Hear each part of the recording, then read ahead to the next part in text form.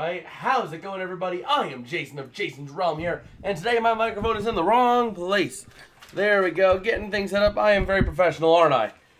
Yes, sir. So we are ready to go here. Los Angeles Rams, New Orleans Saints, the biggest game of the season thus far, and it very well could be the biggest game of the year, period. And we're looking forward to covering this here. We'll be here live from opening snap to final whistle, and we are going to have a great time doing so. Because this is the Rams house, baby. It is time to see the Rams pull off a big one here. Let's actually grab another hat. We got another hat here. Hold on. What else can we do? What else can we do? We can throw on a blue ice cream cone. I have a blue ice cream cone. Although I don't have any batteries in it. So, there we go. We got the two hat look going on right now.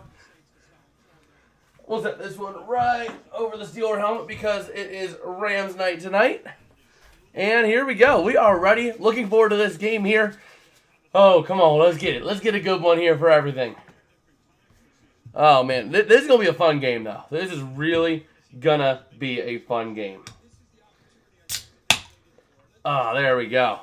So we are ready to go. The Rams going to be really relying on the run game and Kyren Williams, as always. They tend to do that a lot, and they tend to do well. I mean, they're 4-1 since their Week 10 bye.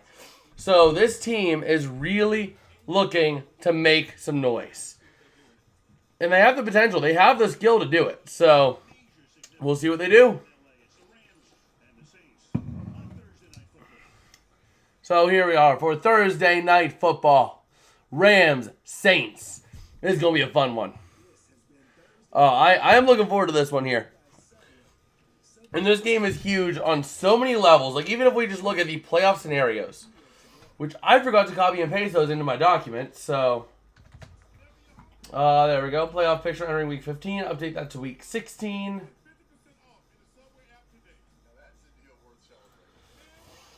Okay. Just go ahead. I'm going ahead here and updating my Word document. Because I use one Word document for each week. And where's the AFC? There's the AFC clinching scenarios. Cleveland has a lot of ways to clinch it, but a lot of things need to go right for them to clinch. So let's go ahead and take a look over in the chat. Do we got anything rolling over there? Not yet. I will be taking a look over there all night. So if you do have anything you'd like to add, let me know in the chat, and we'll have a good time. We will have a grand old time tonight. Okay. So there is that.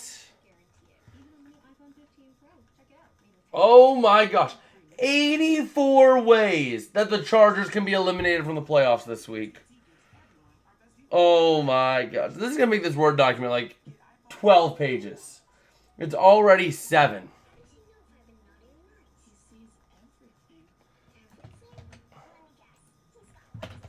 Okay. Let's see. Am I correct? My guess is 12.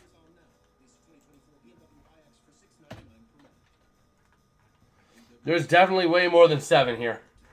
Oh my gosh. 84 ways. That takes up 5 pages. Oh man. Just so many ways for the Chargers to be eliminated this week. It's kind of funny. It's funny that they're still even in the playoff picture at this point. But just taking a look at the importance of this game here. On the NFC side of things, so the AFC side of things can help the Chargers get eliminated. So can I believe the Rams. Yeah, the Rams help out in certain ways. Taking a look now at the NFC side of things for any playoff implications here. The Bears are eliminated with a Chicago loss and a Rams win. So that's something big there. The Saints game really doesn't do much unless Chicago and Minnesota tie, which is very unlikely. So the Giants can also be eliminated with a loss and a Rams win. And just taking a look here, the Falcons can be knocked out of NFC South title contention with a Saints win alongside their loss. And taking a look at clinching scenarios, Detroit will clinch tonight if the Rams lose. It's either a Rams loss or tie or a Seattle loss or tie would clinch the Lions a playoff spot. Or with just a simple win, they clinch the NFC North. So, that's not what I wanted to do. All right, taking a look over in the chat, seeing if we got anything rolling. Not yet over there, but we are ready here. Starting Aaron Donald, Kyron Williams, Matthew Stafford, Derek Carr, and Alvin Kamara, and Cam Jordan. And here we go. Kickoff is moments away now. Let's go Rams. Let's go Rams.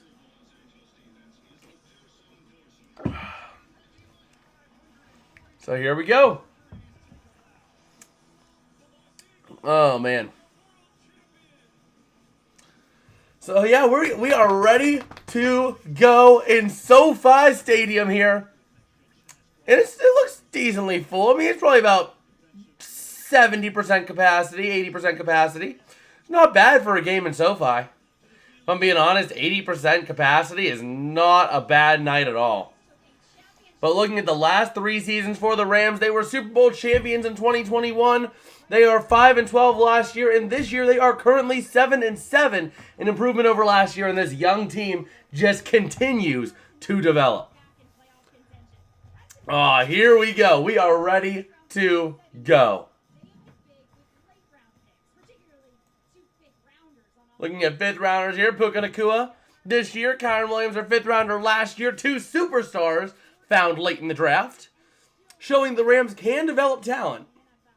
And here we go. We are ready to go. Puka getting his hair all set up, taking off the hair tie as he gets his helmet on. Oh, man.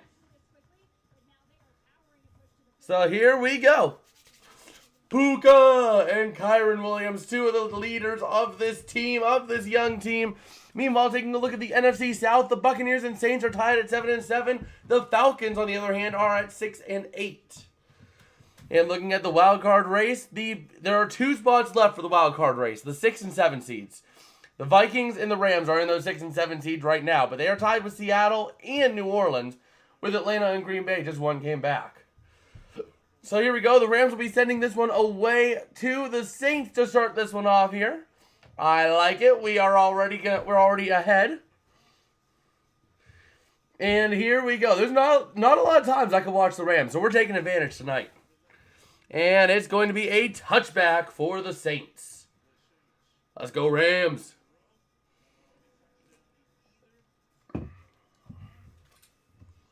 Oh, man. So we'll see here. Derek Carr ready to lead this Saints team to a big fat L. Or at least I hope. Looking at playoff probability with a win, 69% for the Saints, 71% for the Rams. Meanwhile, it's 22 and 15% respectively with a loss. As they're going to toss out to Kamara to the outside, and he is going to be stopped after a gain of about a yard, maybe 2, after he flopped forward. So a nice little stop there. Let's go, baby. Let's go. Oh, man, we are ready for a good one tonight. The only downside is I don't have my Rams bottle opener in time. That's going right down here. Just pull it out. Whoop. There we go. But here we go. Now Carr going to look to throw out the outside. Going to be caught by Olave. Olave to the 38. Gain of 11 there. First down and 10 for the Saints. Okay, here we go. We good.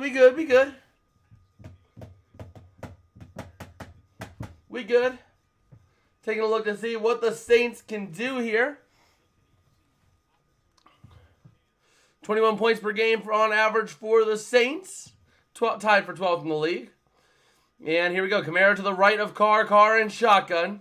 Foster Moreau, the tight end, looking to throw his Carr. Having a man wide open on the near side, but instead goes to Olave. And once again, that's another first down. No, Dark, that's about 2 yards short. Okay. So it's going to be a second down and 2 coming up now for the Saints. And it looks like Taysom Hill's coming in the game. Yes, he is. Oh, boy.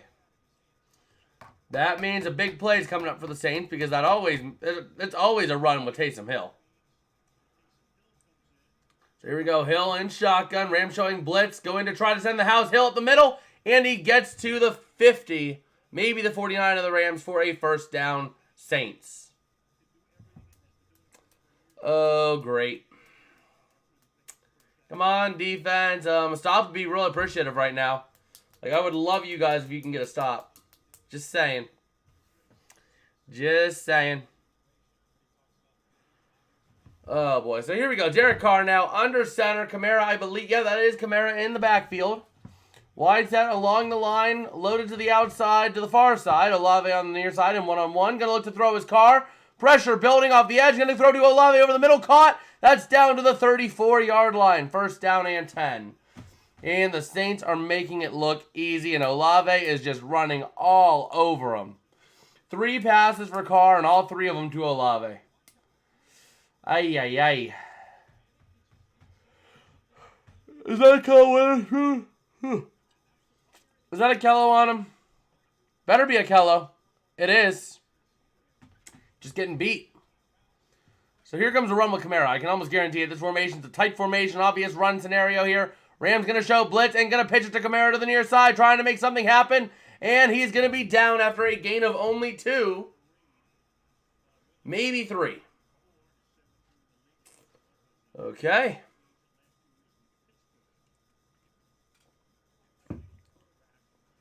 So we'll see here. We will see here. Oh yeah, who do I have in the I have a bet going on for this game. I don't know who I have. It's like 4 players scoring touchdowns. But here we go. Carr and shotgun. Kamara to his right. Going to look to throw. Having time over the middle. Going to be dropped by Olave. Or no, that was to not Olave. It was a tight end. Okay. Just taking a look here at the way the defense is playing. The Rams are playing well off the corners. They're playing a good, like, 5 to 7 yards off the corners. Like, line scrimmage right now is about the 31. We'll see where these corners line up here. These corners are lining up about the 28. Oh, nope. Okay, now they're starting to play press. Going to show blitz. Taysom Hill is on the field on the near side on the edge of the offensive line. Carr going to take the snap, looking to throw, having time, pressure building. Carr going to go down at the 38. Well, 37. And that was Ernest Jones on the sack. Let's go. A big sack for the big boy. Oh, man, right up there, working it with Turner. Oh, that was wonderful. That was absolutely wonderful from the interior defensive line right there. So we'll see here. The Saints now in a 3rd down and long. Cover Michael Thomas. Or, no, not Michael Thomas. Double Olave. You gotta... Oh, no. It was 4th? I thought that was 2nd down. So it's 4th down. The Rams are getting the ball on a punt. And here we go. The punt is up and away. And caught at the 5 for a fair catch. So the Rams will take over at the 5. Stafford and crew ready to go. Okay. Go ahead and take a look at my FanDuel bet here. I had 4 touchdown scorers. I know Kyron Williams was one. I believe Cooper Kupp was one. We got to take a look here. I got to know what I'm rooting for. It's a trumpet.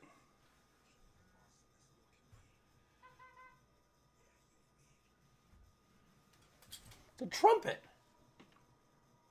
What in the world? I don't know what's going on out there, but someone's playing a trumpet. Let me log back in here. And let's see it.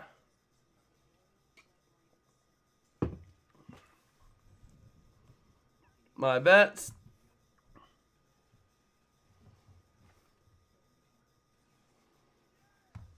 Okay.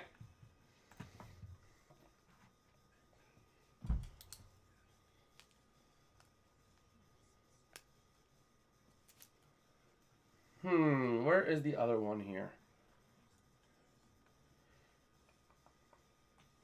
Let's see, I need TCU, Syracuse. Just taking a look at some college basketball here. Okay. Okay, so they aren't even They aren't even in the game. Or did they finish up? Let's see. Oh my gosh. I'm glad. Oh, wait a minute.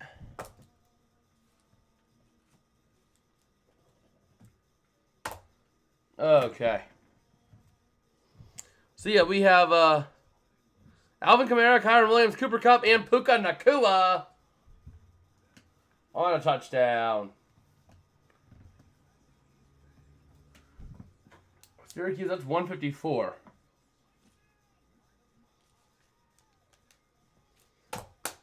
Okay. Yeah, it's really an over kind of day, isn't it?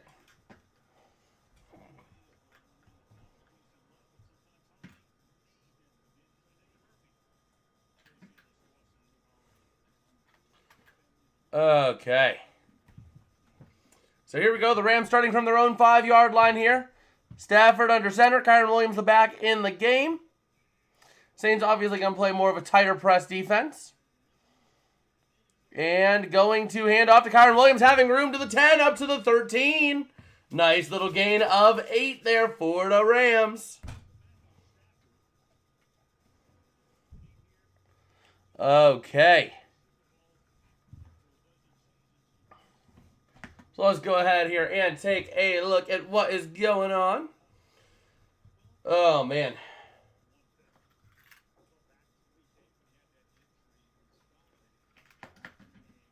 So here we go. From the 13, 12 and a half. Actually closer to the 12. Stafford in shotgun. Kupp in motion out to the outside. Going to drop back, looking to throw to the near side. Caught. Higbee to the 20, to the 25, to the 30, to the 33, 34. He goes out of bounds. Big first down here for them Rams. Hoo, hoo. Let's go. That's drink worthy.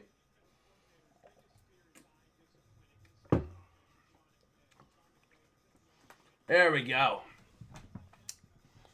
That was a nice play out to Higbee, and man, he was able to make a big gain out of that.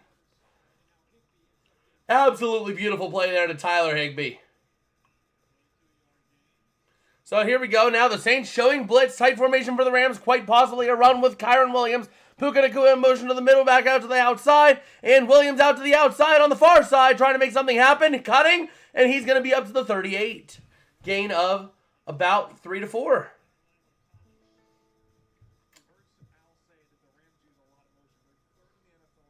And the Rams right now, 3rd in the NFL in motion. Let's see. Let's scan this QR code.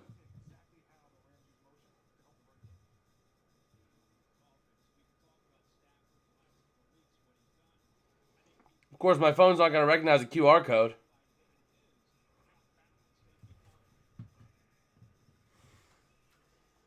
Yeah, that's not working. So here we go.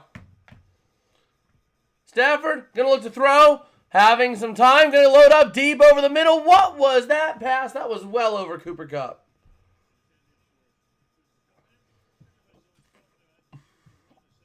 Oh, man.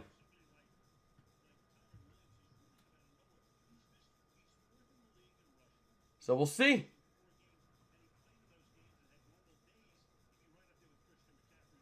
Okay, taking a look here at the stats here for the running backs here. 3rd down targets is Puka Nacua and Cooper Kupp. Mostly Puka, though. Puka now on the near side with Higbee. Stafford in shotgun. Kupp joining him. We have a 3 cluster on the near side. 1 receiver alone on the outside. Williams on the offensive line now. Stafford going to look to throw. Having time. Going to go over the middle. Caught by Nacua. First down to the 50. To the 45. He goes out of bounds. Big first down for the Rams. There it is, boys. Let's go. Oh, man. The Rams are making some noise right now. Let's go ahead and we'll throw up a poll over here in the chat. I want to know who you guys have winning. Let's go ahead and throw that poll up. Who's winning? Let me know in the chat based off of that poll. Who's winning? Are the Rams or the Saints winning? Let's see. Let's see what y'all got.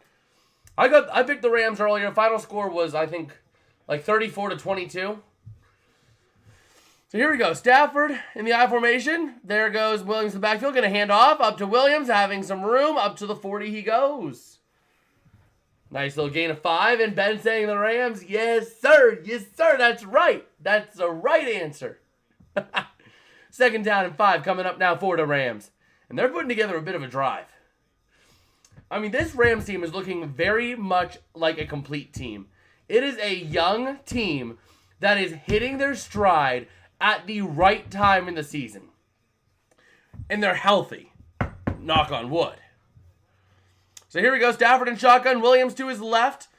Calling a little bit of an audible here. Tight formation. Quite possibly a run, but Stafford going to drop back to pass. Going to throw over the middle. Caught. That's Robinson to the 30. Having room to the 25. He goes out of bounds for a 1st down, Rams. Let's go. Let's go. We're going to go over 300 yards. I don't know about 300 tonight. No, he ain't going to have 300 tonight. Though I am thinking he might have like a 125, 150 game. Something like a 125, 150. I think I'm going to place another dollar bet. I'm going to place a dollar bet here on Robinson getting a touchdown. Because I think he's going to get a touchdown at some point this game. So here we go.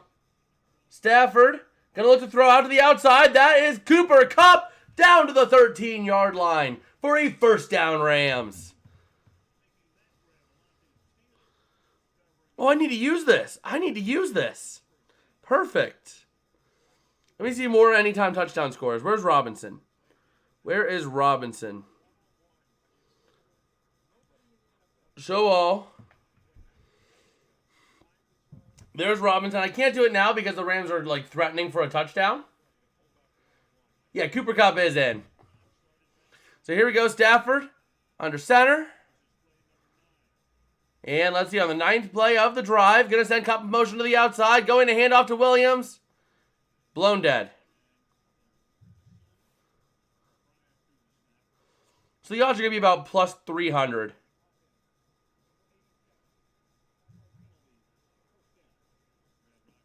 So it's a false start on Allen. Let's see, I'm waiting for the Rams to score this touchdown so I can place my bet on Robinson getting one. Because I think Robinson gets a touchdown tonight. I think he gets his hands on the ball. I could see that. I could see 373 with 3 tutties for Matt. So here we go. Stafford going to hand off on the end around to Kupp. Ew. He got tripped up at the 21. They went backwards. I'm taking, I'll do a stat prediction for Kyren Williams. I'm going to throw him with 1 rushing touchdown. I'm going to assume 22 carries for 130 yards. 130 on 20 carries and a touchdown for Kyren. That's what I'm taking. So Stafford here in shotgun. Williams to his left from the 21, 2nd down and 18. Going to hand off. Williams having some room down to the 10. Still pushing. They're going to spot him at the 11. 3rd down coming up now for the Rams. It's going to be a 3rd down and medium to long. 3rd down and medium to long here. New Orleans has allowed no touchdowns in the last 2 games versus Carolina and the Giants, though. So those offenses aren't really great, if you know what I mean. Big whoop. You gave up 9 points, but your offense only put up what? Or no, that wasn't the Carolina game. That was the Falcons game last week. I got the Saints and Falcons mixed up, but either way, you get the point. So here we go. Stafford going to look to throw. Pressure coming, dumping out to the outside corner. Where's the flag? There it is. DPI. Intended for Kyren Williams. And Kyren Williams was trying to make a play on the ball, and the defender got right in between him and the ball, which is pass interference, baby. 1st down and goal for the Rams. Let's get it. Let's take a look. Let's take a look at something. I've been tracking something. Woo, baby. That tier list video is pulling its weight around here. Man, these things have been getting better and better throughout the year, these tier list videos. So here we go. 1st down and goal for the Rams. Kyren Williams in the back. Other than that, tight formation, quite possibly a run up the middle and going to hand off to Williams. He's going to push his way down to about the 2.5-yard line. Second down and goal coming up. Just pound the rock. Pound the rock with Kyron. I'm actually watching this game. It's pretty cool. It's pretty cool. We got it up right here, too. Last week at Washington, 1 touchdown drive and 3 red zone attempts. Not really good, but they should be able to pull something off here. And here we go. Nakua in motion back out to the outside. Gonna look to hand off. Williams trying to bounce his way through, and he is stiffed and stuffed once again. Give me a second. You summoned someone? What do you mean? What do you mean I summoned someone? So we got ourselves a 3rd down and goal coming up for the Rams. Come on, baby. Let's get it. Let's punch it in. Let's punch it in. Just wait. Okay, I'll wait. I'm patient. So Stafford here in shotgun. And let's see here. Gonna take the snap, looking to throw, passing to the outside. Cooper Kupp, incomplete. No! Oh, Kupp trying to backhand it, unable to do so. If I'm the Rams, go for it. Go for it. Be aggressive. Get the touchdown. I consider this. You're from the 1.5 yard line. This is 4 down territory. Tier list, the random tier list guy saying tier list. Ooh, the Rams are going for it. I like it. I like it. They going for it from the 2. I did say tier list. I did say tier list. My NFL tier list videos. Just talking about them. They've been doing better and better each time I do one. So here we go. Rams in 2x2. Kupp in motion out to the outside. Stafford in shotgun. Going to look to throw. Going to the middle of the end zone. Caught. Puka Nacua touchdown. Rams. 6-0 pending a PAT. Oh, there it is. And that's Puka. That's one of my 4 legs in this parlay, too. Oh, man. So there it is. There it is. Yeah, like this last one I uploaded a couple days ago. It's at 830 views. Ugh. I appreciate those. Like, I appreciate that. Like, I never thought I would be pulling consistently in the hundreds of views on videos. But, like, all of the tier list videos I've done this year. The one for week 15, 830 almost now. The one for week 11, 840. Oh, is that one making a little bit of... No, it died at 840. Okay. But yeah, like all the tier list videos I have done have just gotten better and better. Like even the one before that was the week 8 update with 313. The one before that was week 4, 376. And then before that I had my preseason one at 386. So, I mean, like I said, they've been doing better. And I've been real appreciative for everyone who's watched those videos. It's amazing to see that. Oh, man. Julia's saying, wow, mine's at 67. Yeah, like I said, I don't know what it is with these tier lists, but I've been hitting my stride with them. And I have really been appreciating everyone who's been checking them out. Oh, man. Go here and do one thing. Let me just go ahead and check one thing real quick. Pretty sure the PAT was good. Yeah, it was. Okay. Not gonna lie, those are my favorite videos. Well, I like making them. I love making them. It's fun to just go through the NFL and just say, you're gonna make it. You're done for the season. I love that kind of video format. Honestly, in the offseason, I might do some of that stuff in the offseason of, like, you know, ranking teams by stadiums, ranking them, you know what I mean? Because I've really been enjoying those, and the reception on them has been great, too. So I might consider doing that, like, you know, as kind of a bigger thing in the offseason. Because if people like watching it and I like making it, why not? Why not? Oh, boy. Let me see here.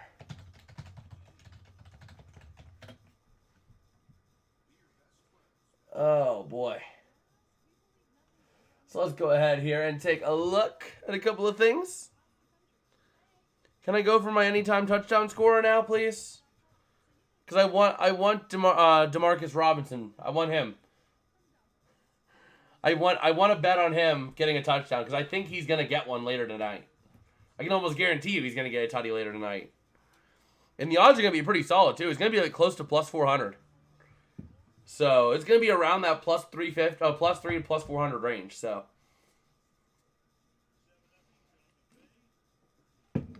here we go. Win probability up to 72% for the Rams. Let's go. Let's get it. The Rams win this, they're moving up into my playoff locks. Not a doubt in my mind. And it's going to be a touchback for the Saints.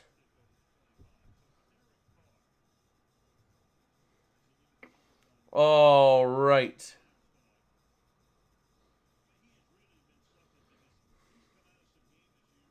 Can I not, place a bet on it? Apparently I can't.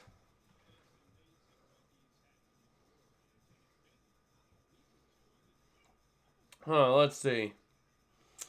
So Carr now, under center, Kamara in the backfield from the 25-yard line. You're at 419, now you're at 420. Yes, sir. Thank you. Thank you. Oh, that is awesome. It's also nice, too, because those also tend to drive subscribers themselves, too. So, people like watching it, and I like doing it. Why not keep doing that in the offseason, you know? If it works, it works, right? If it ain't broke, don't fix it. And we're at the awesome number, too, of subscribers. Smoke weed every day. So here we go. From the 30-yard line, Carr under center. And let's see here. Going to look to throw. Carr, pressure building over the near side. That's caught. Barely caught at the 46 on the ground by Rashid Shaheed. Let's see here.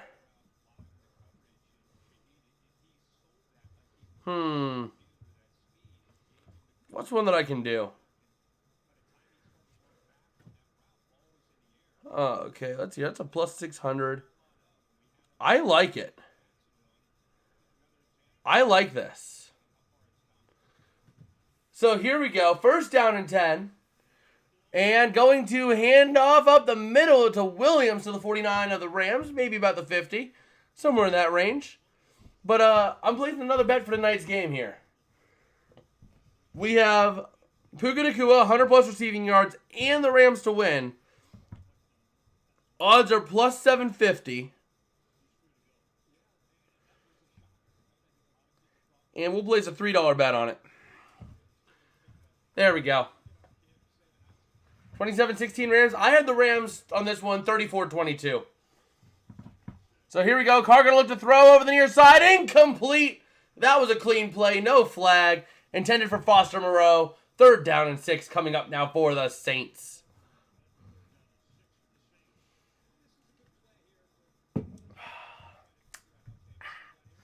A nice crisp Stella. So here we go. 3rd and 6 for the Saints.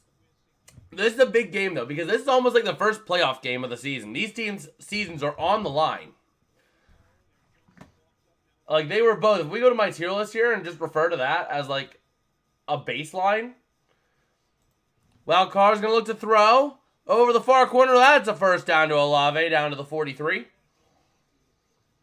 But both the Saints are a possible playoff team. The Rams are a likely playoff team.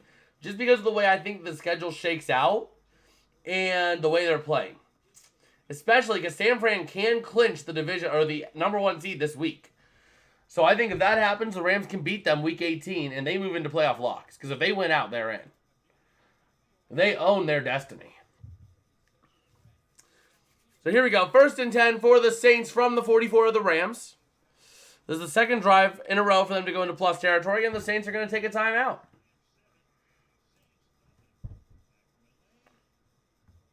Okay. Let's go ahead here and see here.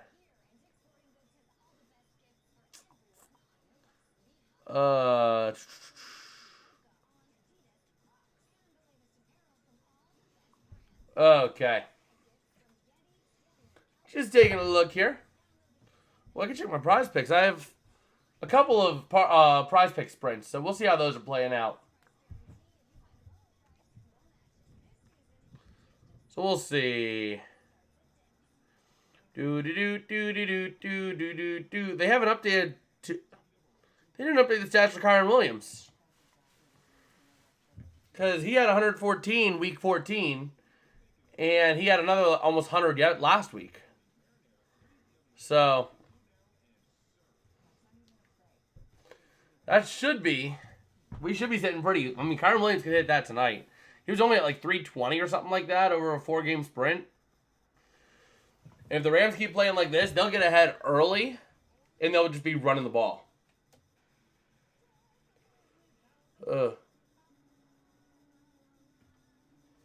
Okay.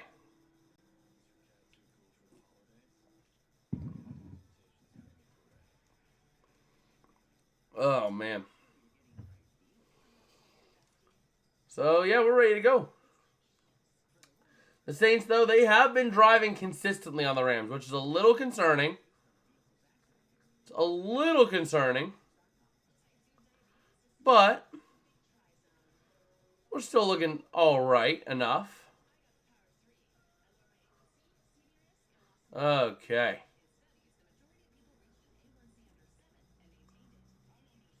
So let's see. Let's take a look at a couple of other things here real quick.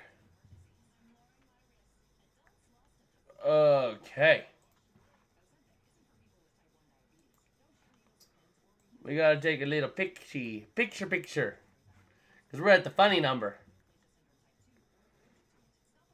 Okay.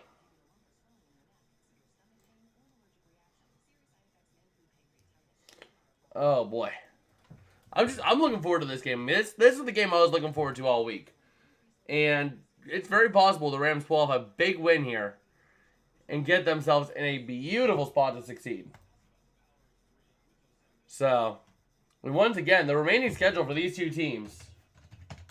Let's go ahead and pull up the remaining schedule for these two teams. Oh, that's not what I want. So here we go. Kamara with the run, and that goes nowhere. Maybe a yard or two. Yeah, the remaining schedule for these two teams. The last 2 weeks these teams will play. Giants and 49ers for the Rams. At the Giants, at the Niners. This is their home closer. No matter what happens, that's their home closer.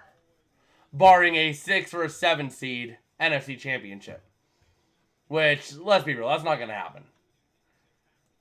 And the Saints, though, they play at the Buccaneers, and then they come home against Atlanta. So that's not going to be an easy stretch with Tampa Bay. But Derek Carr going to throw to Kamara, and he's going to be tripped up and goes down at the 40 or the 36. They're going to spot it at the 39? That's generous. That's generous. So we'll see here.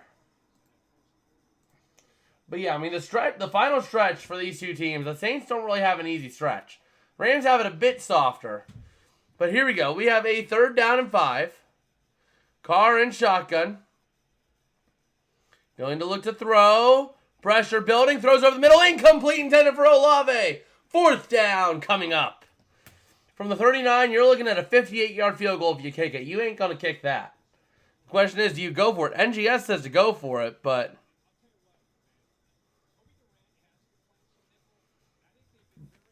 so we'll see. They're going to go for it here on 4th down and 5. Dennis Allen and the Saints with their season on the line. Going to go for it. Come on, Rams. Let's get a stop here. Defense. Defense. Defense. Defense. Let's see. Going to take the snap. Looking to throw. Is Hill. Pressure coming. He's sacked, baby. Down to the 49.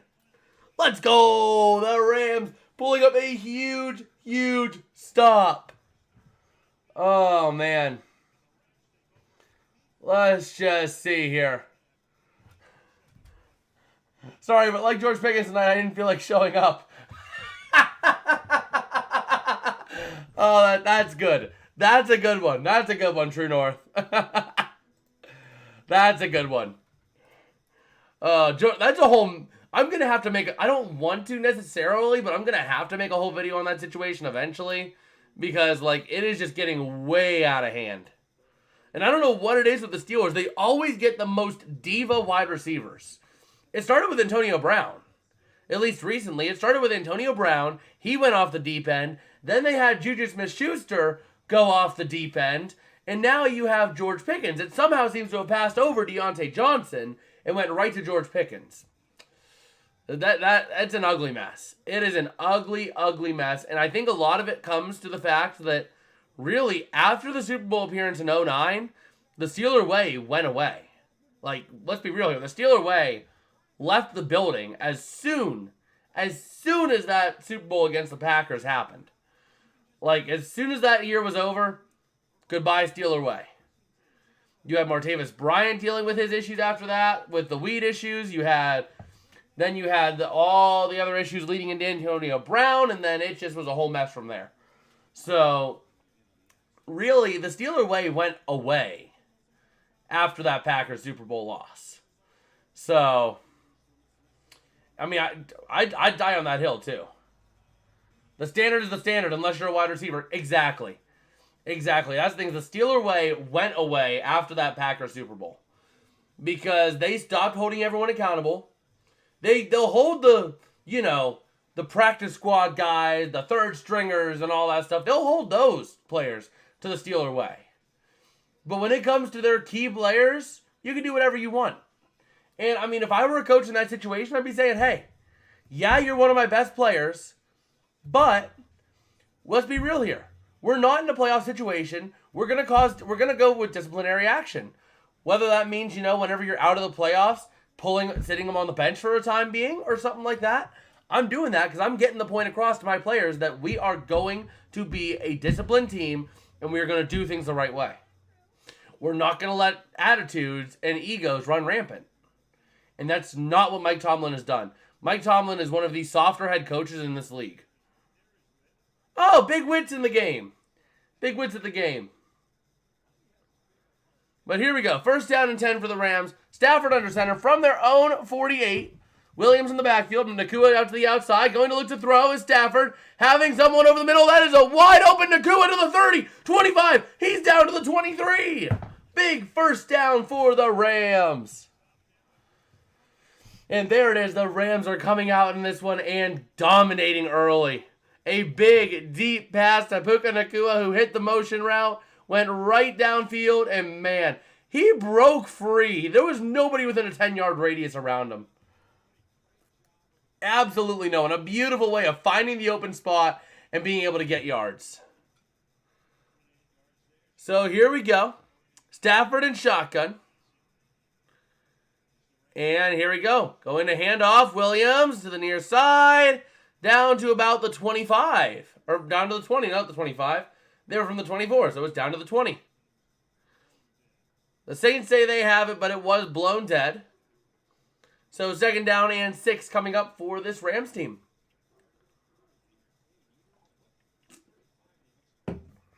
So there we go. Oh, boy. So second down and 6 for the Rams. Stafford in shotgun. Williams right there with him. 3 receivers on the outside, and that's going to be Kupp in motion to the near side to join up with Robinson, looking to throw to the near side. Cooper Kupp caught to the 15, pushing his way down to the 8. He goes. First down and goal for the Rams. There we go, baby. There it is. There it is. We are grooving. Party Rock is in the house tonight. Everybody just have a good time. Here we go. First down and goal for the Rams. They're going to spot it at the 9. Williams the back in the backfield. Go to Kupp and Williams. And going to have Kupp in motion to the near side. Going to hand off to Williams up the middle. Down to the 6. Down to the 6. That's fine. That's fine. Let's go ahead and get ourselves. Let's get ourselves a Kyron Williams or Cooper Kupp touchdown. One of those two. Please and thank you. So here we go. Stafford tonight, 7 for 9 for 109 yards and a touchdown. So here we go. Tight formation here. 3 receivers on the near side. Robinson alone on the outside. Stafford under center. Williams in the backfield. Cup in motion to the outside. Gonna flick it to Williams. Having room to run down to the 5. Pushing and fighting down to the 2. 3rd down and goal. So here we go. The Super Bowl champion 2 years ago playing in their own home stadium. And they are vibing here. There's the genius himself, Les Snead, putting this roster together. Oh, man, hoisting the 2021 banner, showing that off. And going to look to throw to the outside. Cooper Kupp caught. No! Dropped. It was right through his hands. It was a little high and a little away. A little bit of an off pass by Stafford. But that was close. 4th and goal. Come on. Go for it. Go for it, McVay. I know you want to. You're at the opponent's 2. Go for it. That was a little bit of a away pass. A little bit of a high pass. And they're going to bring in the field goal unit. Lucas Havrisick. Let's go, Lucas. Let's go, Lucas. A simple 20-yarder here. And it is good for 3. So there we go. The Rams taking advantage after the failed 4th down by the Saints. And they managed to cash it in for another 3 points to get a 2-possession lead now. And there we go. The Rams are vibing. We are grooving right now.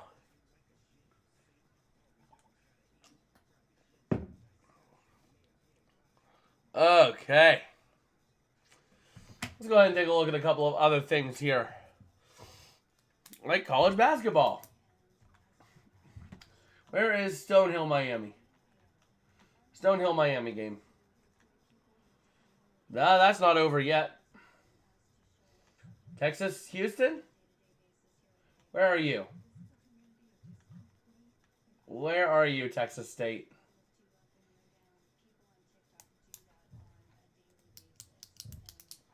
We need to go into this game here because for whatever reason, it's not loading. That's not very fun. Okay. That's one of my 2 field goals. Yes, sir. Yes, sir. All I know is I need me a touchdown here. I need me a touchdown by Kamara. And I need me 2 touchdowns by the Rams. 1 for Kyren Williams, 1 for Cooper Kupp. That was almost my Cooper Kupp touchdown right there. But alas, 'twas not meant to be.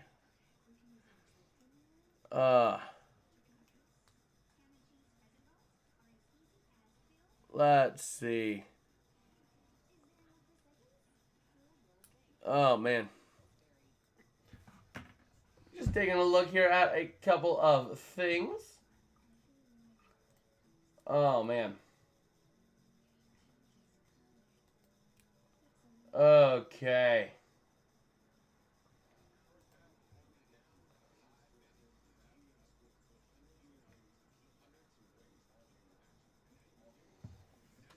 Okay. Let's go ahead here and take a look. They're showing the DraftKings ads. Rashad Mendenhall wants, yeah. Yeah. Who will kick for the black team and who will play nose tackle for the white team? That's a good question, though. I do have to say, that is a very good question. That is a very good question, True North. All I need is one more touchdown from Puka to profit, says Tearless Guy. All right. So here we go. Kick is up and away. And it's a touchback.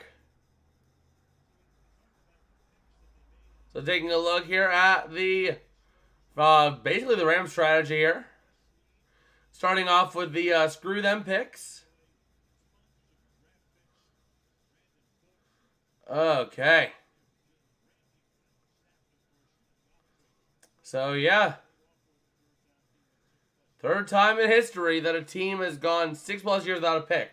Both of the times it was Washington, but it paid off for the Rams here.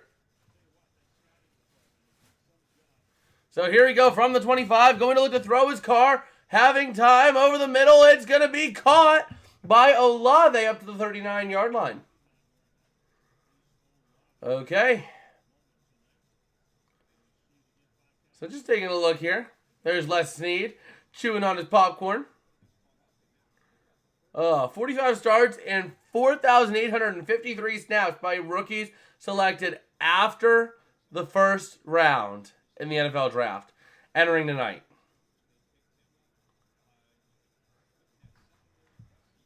So let's see here.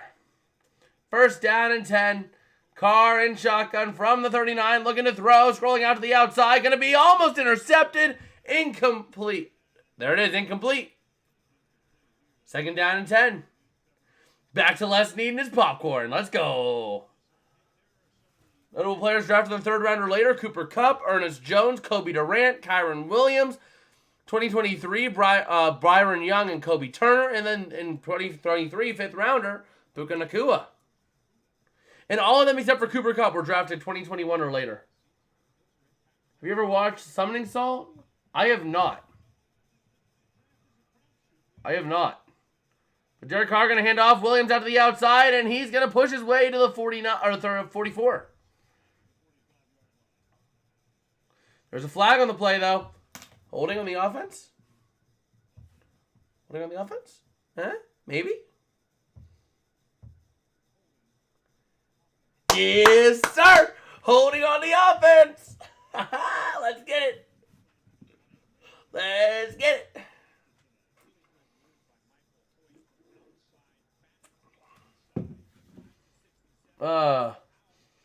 Speedrunning of video games documentaries. Oh! Yeah, a few years ago, I've watched a couple of them. I haven't watched any of them recently, though. So here we go. Derek Carr in shotgun, empty set, second down and 20. And here we go. He's going to be looking to throw. Carr out the outside. Oh, that was dangerously low. Almost able to be picked off. So there we go. A massive third down and 20. Shohei Ohtani is in attendance tonight wearing a Puka Nacua jersey. Just signed a 10-year, $700 million contract with the Dodgers. So Shohei Ohtani is in attendance tonight. Let's go. So here we go. From the 29-yard line. Derek Carr in shotgun. Kamara the back to his left. Gonna look to hand off. Kamara and not gonna go anywhere, baby. Not gonna go anywhere. Fourth down and 20. And here comes a huge play by the defense. Forcing a big punt. Oh, man. Let's get it. Stafford warming up on the sidelines there. The Saints getting stumped for another drive. Let's get it. That's another drink.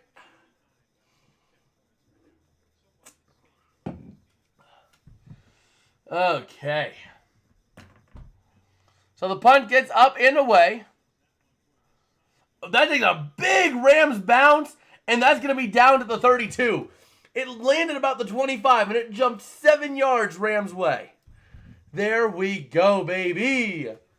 There it is. Honestly, the Rams just about make the playoffs if they win this game. They should beat the Giants, and 9 wins should be enough to get you in the playoffs in the NFC. I don't know if Seattle gets big wins here. I don't know that the Saints get many more wins. If they lose tonight, the Saints are all but eliminated because I can see them very easily going to Tampa Bay and losing to the Bucs. Nice one, Tierless. Rick Bud, just kidding. Or are you? Dun, dun, dun. But yeah, I mean, honestly, the way the Saints' schedule looks, though, I could very well see them dropping one more game if they lose tonight. So,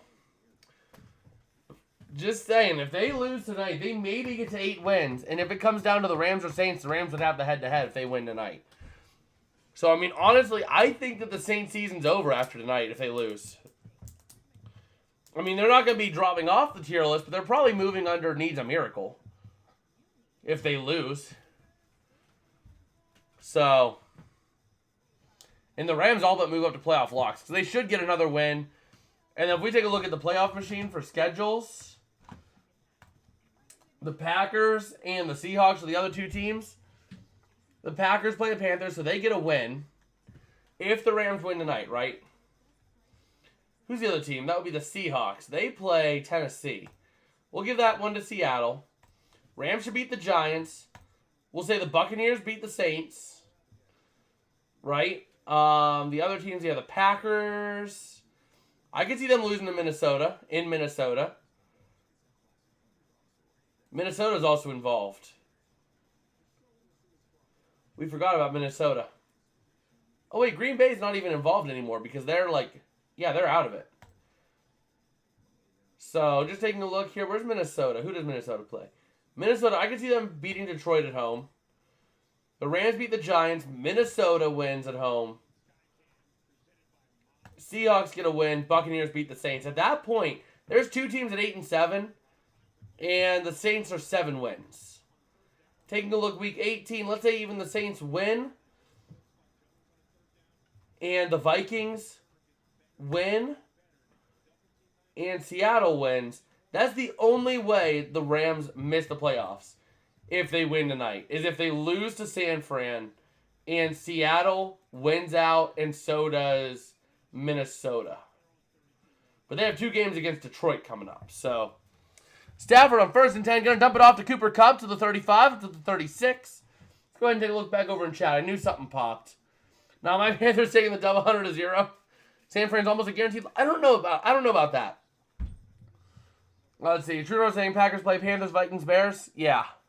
Packers probably get, I'd say, 2 wins. They're going to split the Vikings and Bears games. They're going to beat Carolina and split the Vikings and Bears games.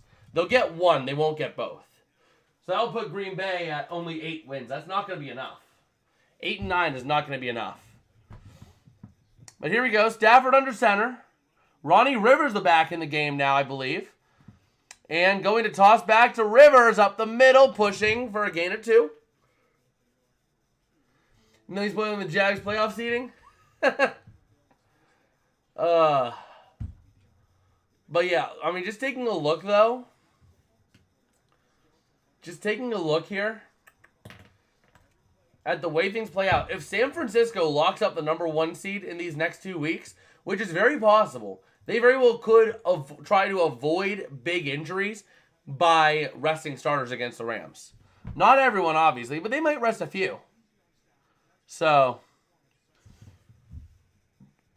and here we go. Stafford looking to throw on 3rd and 4. Pressure building. Dancing. Having room to run. He's going to throw it over the middle. Caught by Robinson to the 48. Demarcus Robinson, a big first down. Packers need to lose the Panthers to get rid of RDC. I know. Joe Barry, man. The funny thing is, the NFC Offensive Player of the Week the last 2 weeks only got it because they played Joe Barry. Baker Mayfield and Tommy DeVito. We gonna make the Bucs have a losing record. True North Packers fan, yes, 100-0.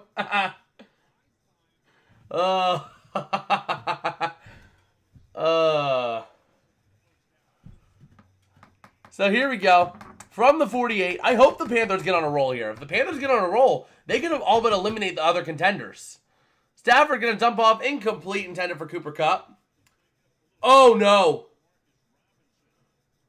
Oh, no. Okay, Kupp dealing with a little stinger on his left hand. Oh, no. Oh, no. Don't tell me Kupp's hurt.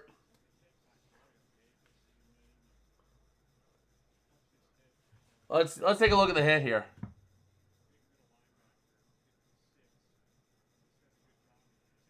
Oh! Yeah, Kupp's shoulder got bashed right in.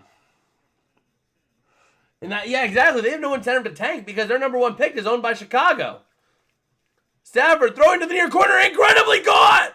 Oh, down to the 35! Demarcus Robinson! Once again, Demarcus Robinson on the grab. But yeah, I mean, Carolina has no incentive to tank because if they tank, they're giving Chicago the top pick. So they have no incentive to tank. Their incentive is to just spoil as many teams' playoffs as possible and try to make that pick for Chicago as bad as it can be.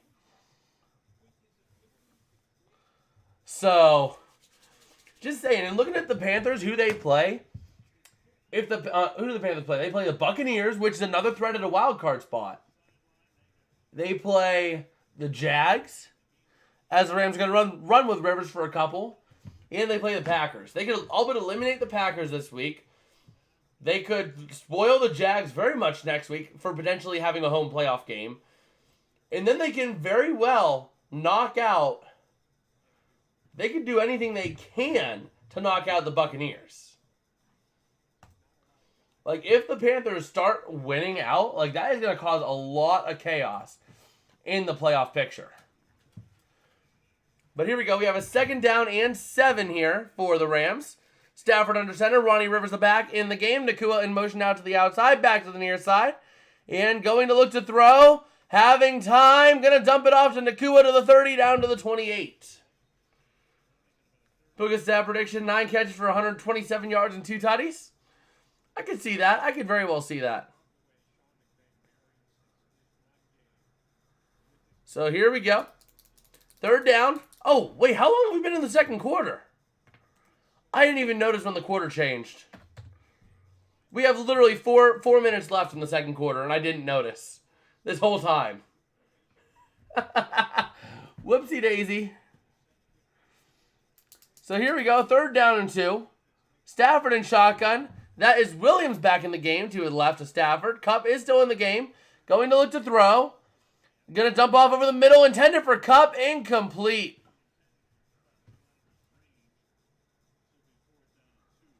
And it's a 4th down and 2 coming up.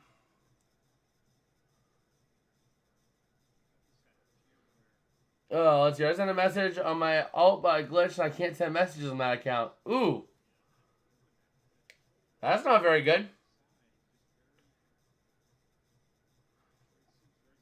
That's why I'm using this account. So now Havrasek is going to make another field goal attempt here. And this one, oh no, it's no good. Wide right.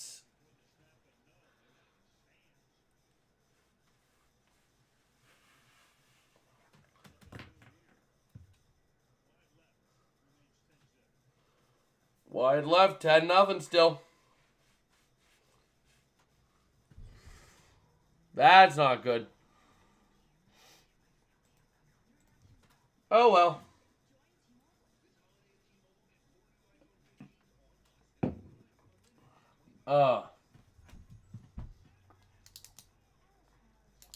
So we'll see here.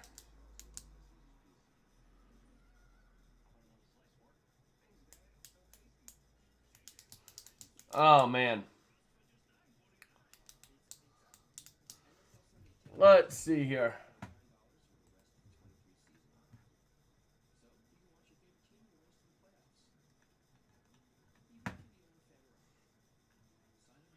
Oh my gosh, that Houston game is low scoring.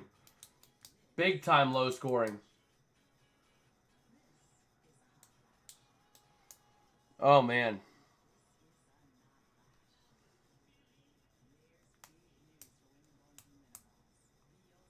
Yeah, that game is very low scoring. 51 points with 18 minutes left in the second half. I tested it. It's not fixed. Oof. It's not very good.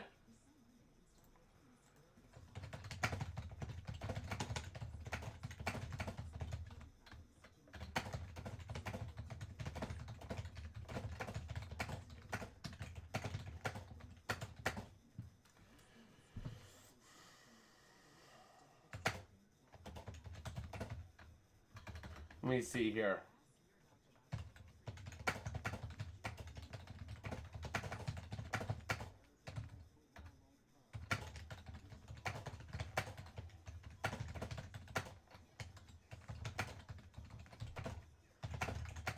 Give me 1 second here.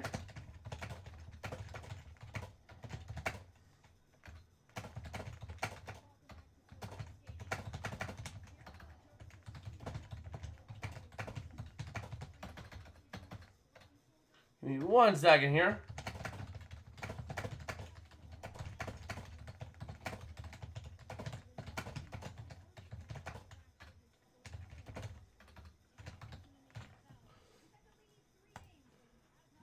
Okay. Let's see here. So Derek Carr and company starting from the 37, their own 37. Let's see here. Yeah, 35 points, the top 3 team. I don't know. I took the over on that too. Throwing over the shoulder caught by Jawan Johnson to the 45 of the Rams. But yeah, I bet the over on Texas Tech versus Houston, or Texas State versus Houston too. That over-under on FanDuel this morning was 125.5. The math justified an over-under of 144. And out of the last 3 games for each team, 5 of those games went over the FanDuel line. That tells you it should be an over, but man, 51 points. And we're into the second half already. It's almost like the Pitt PFW game last night. So here we go. Going to run with Kamara, and that goes nowhere. Back up at the 45. Loss of 2. And Purdue has already scored. Yeah, Purdue scored 100. Exactly.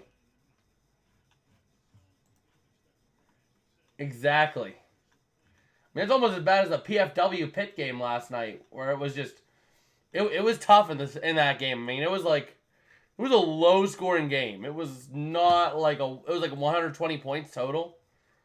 It was like 60 to 46. Gonzaga scored 100 yesterday? Yeah.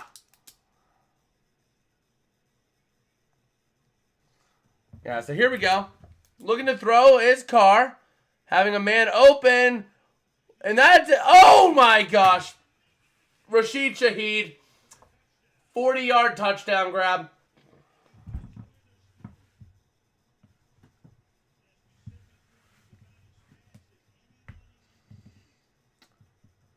That's not a very good play. And of course, it's not even to Kamara either.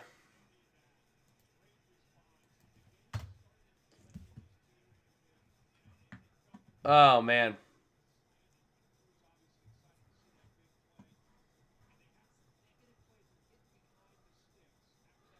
So here comes the PAT. Don't make it. Don't make it. Don't make it. Don't make it. He made it. But yeah, I've been using what professional sports bettors use as their strategy for like college basketball, NBA, NHL, NFL. And I mean, yesterday I had a really good day. Exactly. I know, like I can't believe that. I'm looking at the game right now. It is 35-19 with 16 and a half to go in the second half. So that's not a great game. That's not a great game at all.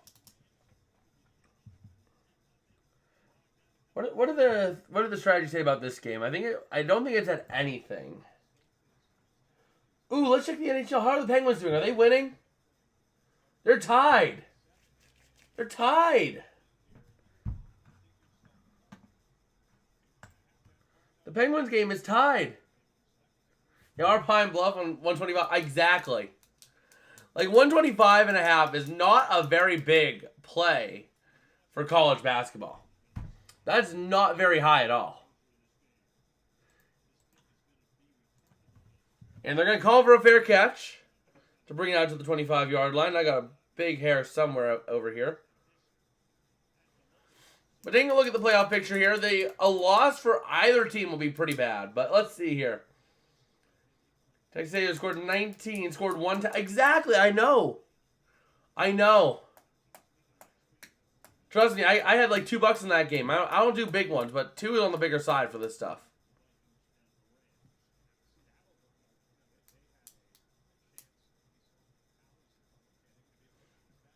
So here we go. Stafford and shotgun from the 25. Gonna send Cup in motion out to the outside. And back to the near side. Look at the throw. Over the middle. That's caught by Demarcus Robinson to the 29.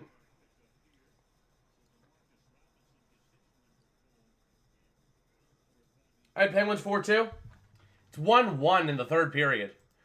That's a low score right there. That is a low score right there. 1-1 with 7 minutes left in the third. So here we go. I want to see the Pens win that, though. And that takes us to the 2-minute warning.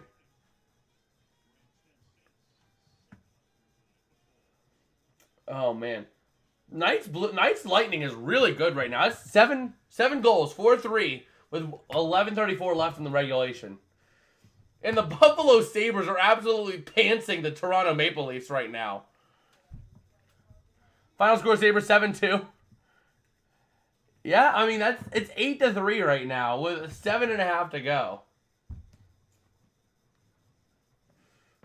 I'm looking forward to seeing this Oilers-Devils third period.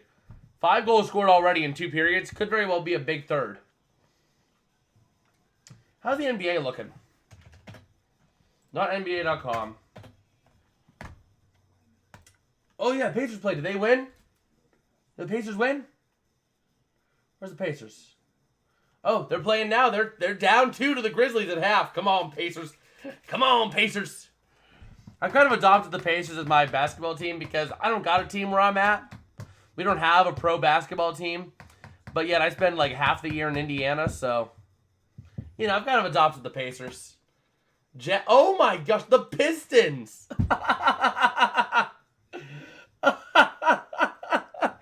Oh no. Oh no, Detroit. Detroit. Oh no, Detroit. Detroit, you're not supposed to do that. Oh man. Oh man, Detroit. They're about to lose their 25th straight. Oh man. Just imagine your season starting off 2-1. And then you lose 25 straight. Oh man.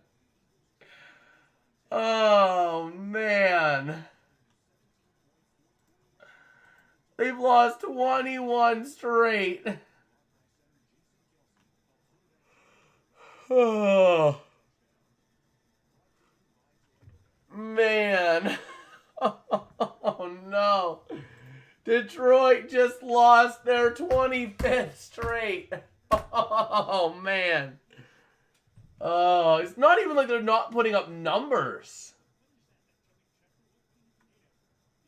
Like, it's not even like they're putting up bad numbers. They're consistently scoring 100 points a game just about. They're just not doing enough. Let's see here. So on the other side of the 2-minute warning, 2nd down and 5, Stafford looking to throw. Gonna load up deep for Cup. And incomplete. Bobbled and batted away. At the beginning of the season, I chose I would root for the Pistons. And oh, no. No, no, no, no, no. Oh, my gosh. That's not very good. Oh, man. Yeah, the Pistons have just officially dropped 25 straight games. Oh, man. I don't believe it. They have officially lost like 25 straight. But here we go, Stafford. 3rd down and 5 from the 30. Their own 30. Gonna look to throw. Don't gotta get everything. Just get the 5 yards. Stafford, what are you doing? Stafford tries to run whenever you have a tight end open. Gets sacked. What is this team doing? What is this team doing? I should have sung on my hometown Hornets. At least we would have won more than 3 games. Oh, yeah. I mean, that is just looking at the NBA, right? The NBA right now. Taking a look. Where's the standings? standings. They have lost 24. I don't know if they have the new game in yet, but 25 straight losses. Oh, man. Oh, Detroit. That's not how you play basketball. Oh. So here we go. Rams going to punt it away.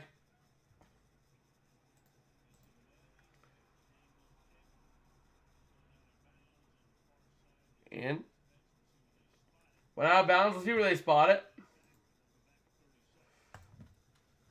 Ooh, nice. Lightning could be going to OT potentially. That's back and forth game right there. 2-80 Pistons make the playoff. Oh, man. Oh, this is just that is brutal. That is absolutely brutal, losing 30 straight. Oh. I don't know why my jaw is sore right here.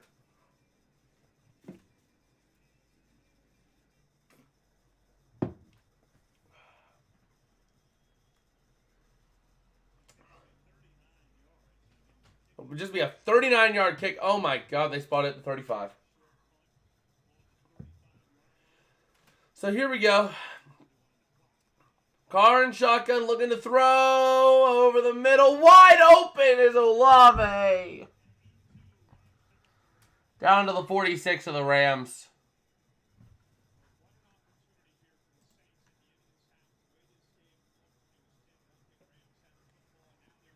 And here we go. Carr looking to throw over the middle. Going to be caught by Rashid Shaheed down to the 42. Oh, man. Double-digit goals. That is bad. That is bad. Did Toronto lose that much whenever they lost their guy to Pittsburgh? And throw over the middle. Caught by Shaheed. No, incomplete. Okay, good. 3rd down and 5.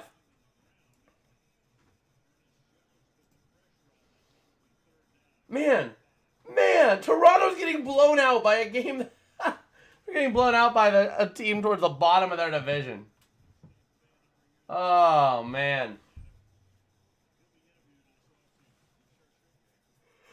So here we go. 3rd down and 5. And let's see. Take the snap here, looking to throw over the middle. Intended for Olave, bobbled. Incomplete. The Rams are going to have about a minute to do something.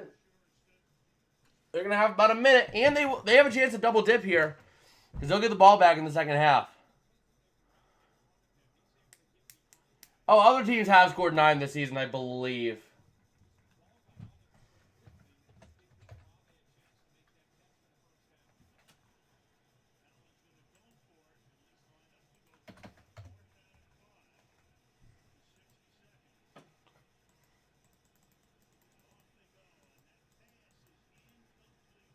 And they go for it on 4th down, falls incomplete.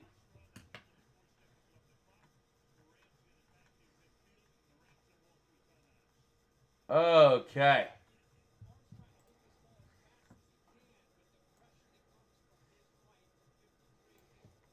Let's see here.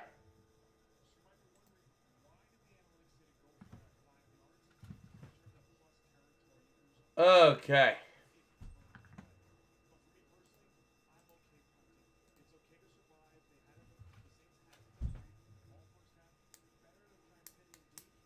Oh, boys. Here we go. We got a lot of emojis from John here.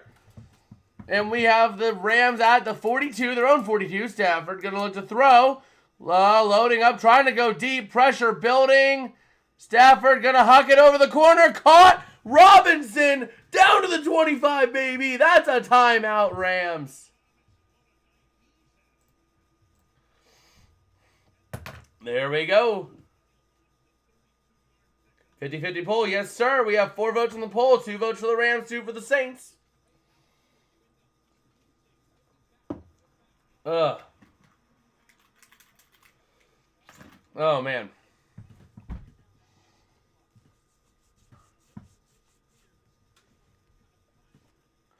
So we'll see.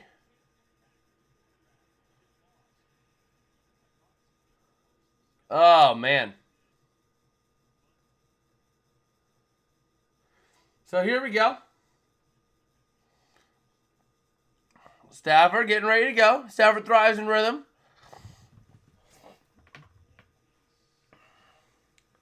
And here we go. Stafford in shotgun from the 26. And let's see. Gonna take the snap. Looking to throw. Stafford on the near side to Cup. No, that's to Higbee, my bad. I say he caught it out of bounds. Saints Rams, yes sir. 40 seconds left. The Rams have a chance to go up and double dip now.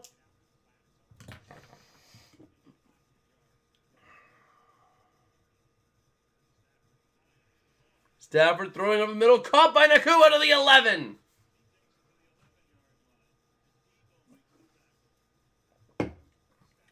Canucks scored 10 on November 3rd. Yeah.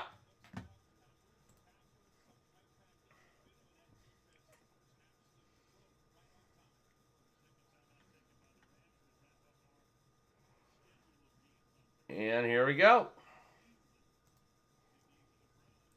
Here we go.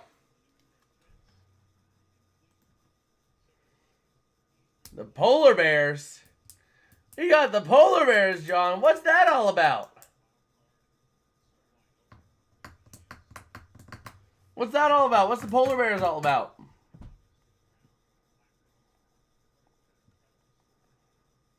So here we go. First down and 10. Nakua in motion. Stafford in the I formation. Williams in the back. Tight formation. Going to hand off. Williams up the middle. Pushing to the 5. Down to the 4. 20-0 Polar Bears. The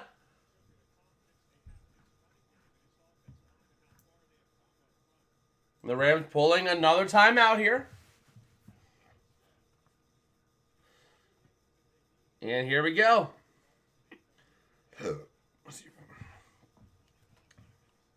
25 seconds left.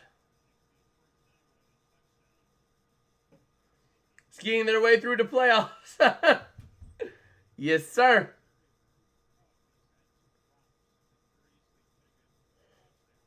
So here we go.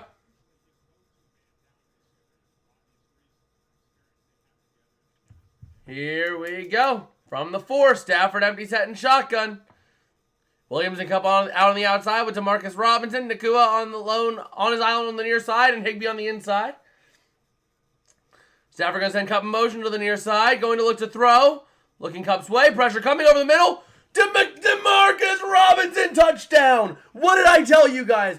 Watch out for DeMarcus Robinson. He was going to get a touchdown. It's a shame that FanDuel didn't let me bet that. Because I was wanting to bet it. Go back into this game earlier, and you'll see. I wanted to bet it, but I couldn't.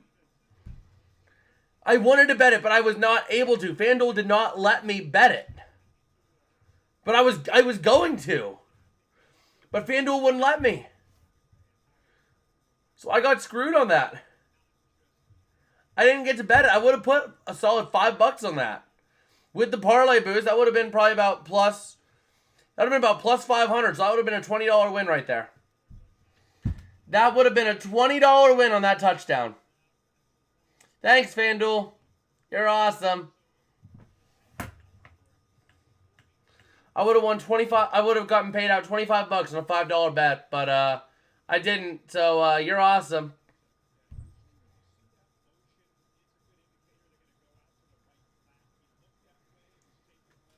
Oh man, if I would have put $1 mil on it. It sucks, you know, like I wanted to bet it. And you go back in the stream and you'll see I wanted to bet a DeMarcus Robinson touchdown. But I couldn't do it.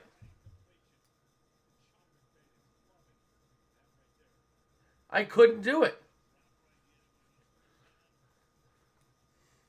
I put it on the internet.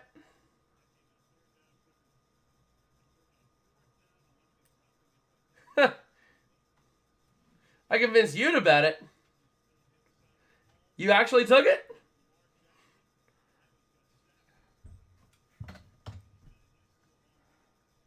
Let's go. Hey, if you really did that bet and you won it, yes sir, yes sir. Big money bets.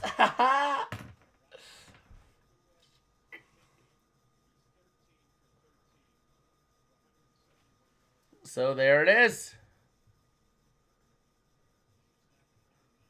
Actually, that would have been a $30 payout for me because I would have bet $5. It would have been plus 500, which would have been about, yeah. Cooper Kupp, he did drop one. He did drop one. And here we go. Carr going to load up deep over the near corner. Well too far for his intended target. I believe that was Shaheed, the intended target. But hey, if I can win you guys money, that's awesome. Absolutely awesome. Sucks that I couldn't be, doing it, but y'all were telling what I was going to take.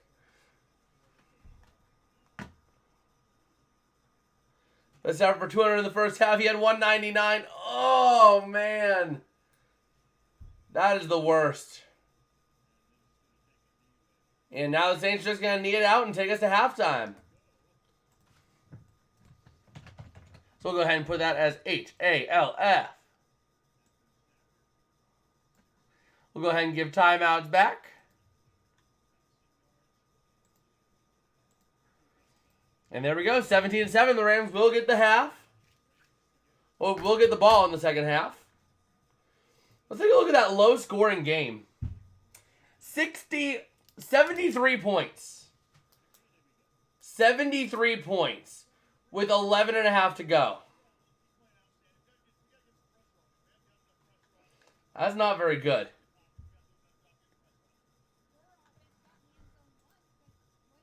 Let's hear. Still 373 yards. Yeah. 3 touchdowns and 1 interception. Yes, sir. Yes, sir.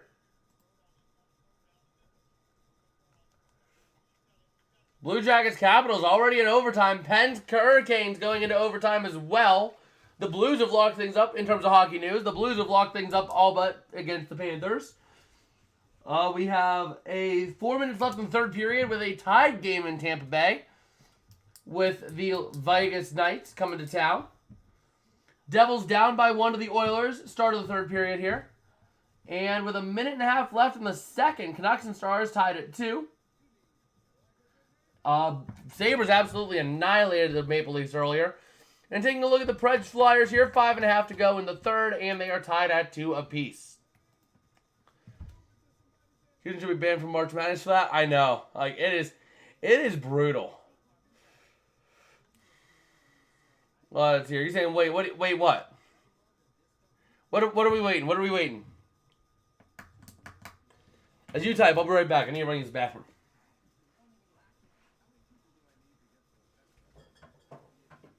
Throw that in here. I gotta use the bathroom.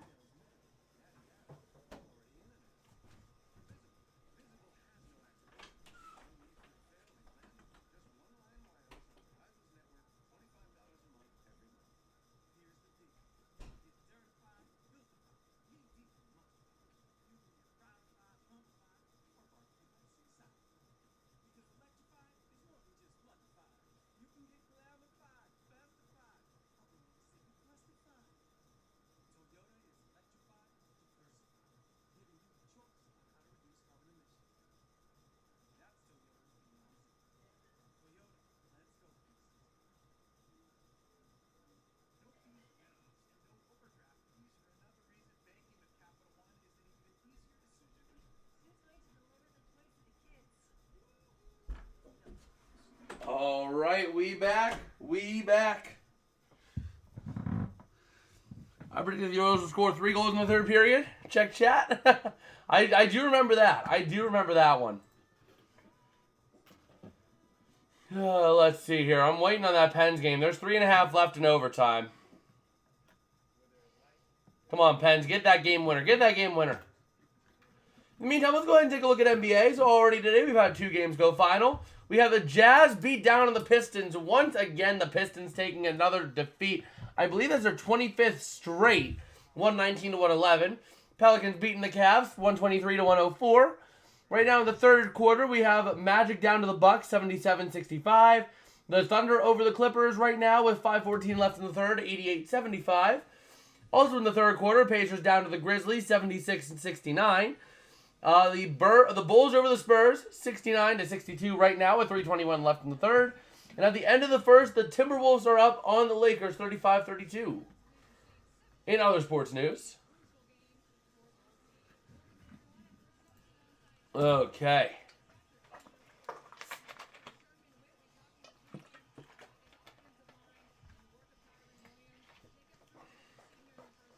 I need to put like $1 on the Pistons to win with a little hope. But let's just see what FanDuel has the odds of the Pistons winning their next game on here.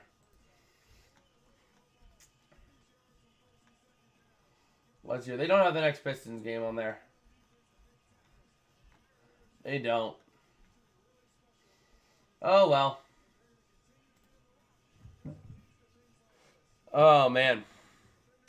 So, yeah, let's go ahead and take a look here. Taking a look at the NCAA scores right now. Some of the big ones here. Houston beating Texas State, but it's not pretty. 49-26 right now. Looking at other teams in the top 25 here, you got not a lot. Not a lot playing tonight or right now. We had Purdue beat Jacksonville 100-57. Tennessee beating Tarleton State 65-46. Kentucky over Louisville 95-67. Taking a look for other ones in the top 25, and I'm not seeing any just yet. Not seeing any just yet. Still scrolling. There's a lot of NCAA teams. There is a lot of NCAA teams, and that is actually it.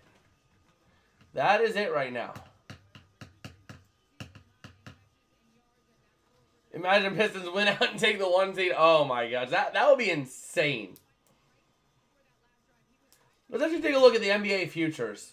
Let's take a look at the NBA futures and see what that would pay if you would put like $1 on the Pistons. Let's see here.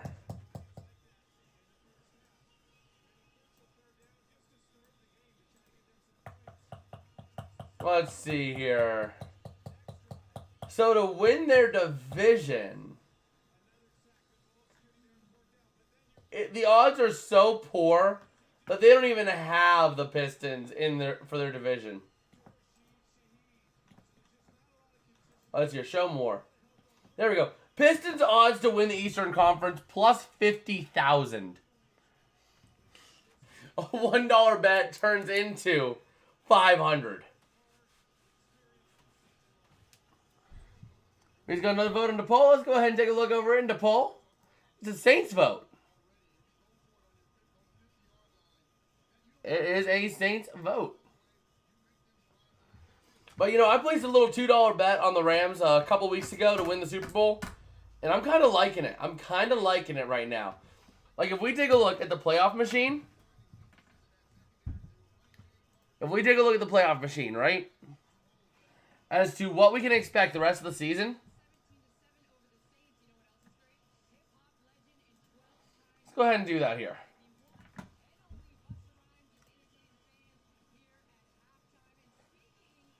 Okay, where's the one I need?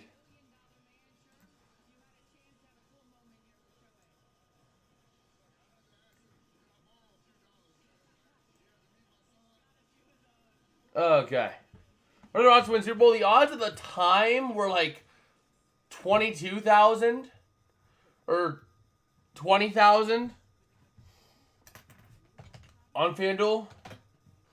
Right now, if we take a look at it right now, NFL, more NFL, Super Bowl. The odds right now for the Rams are only plus 6,000. So you get in now, $1 turns into 60. So, what do you mean 2 by 22? Not sure I'm familiar with plus 2 by 22.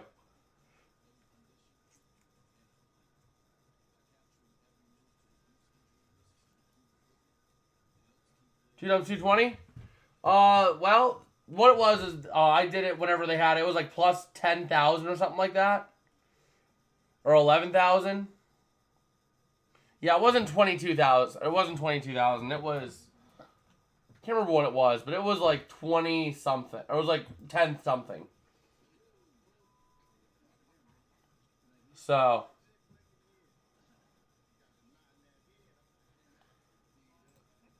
let's see here. Make playoffs.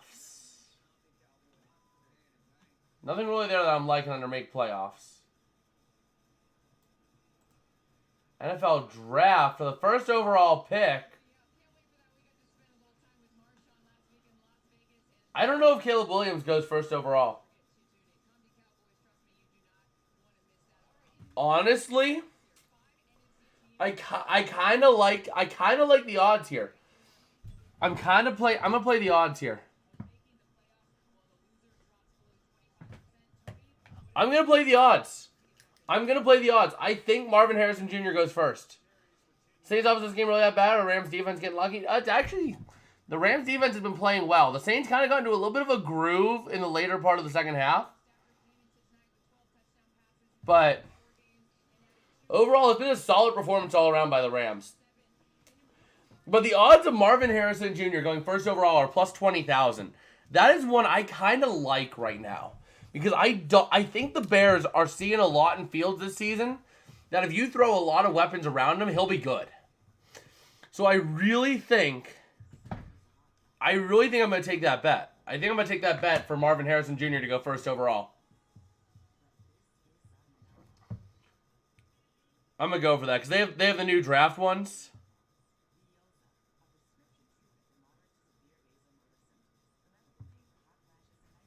You going to bet $5 on it? Let's see here. Can I log in on FanDuel and actually do it like here? Because, I mean, it's plus 20,000. So I'm going to place, a buck or two on it. Because I like that. I like that.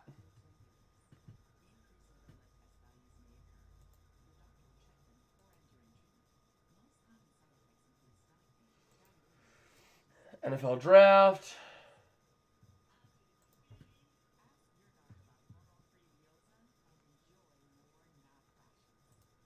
That's not good. It's not letting me do it on my computer.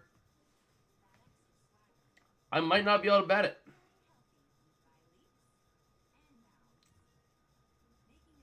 I might not be able to bet it.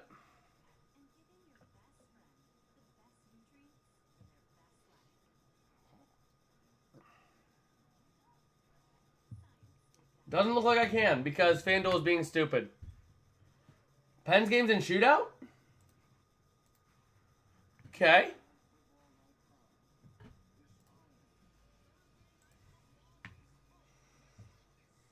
Let's see. Let's see. But yeah, just taking a look here at FanDuel, right? Let's see here. They have weekly specials for this week. Oh,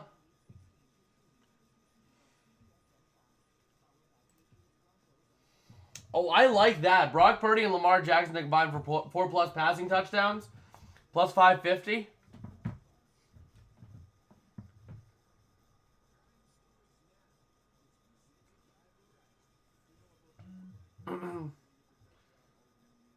Let's see here. I also kind of like James Cook to score 1 rushing and receiving touchdown. I do kind of like that. Plus 150,000 odds here for Mason Rudolph to throw 5+ passing touchdowns. That ain't gonna happen. Oh, man.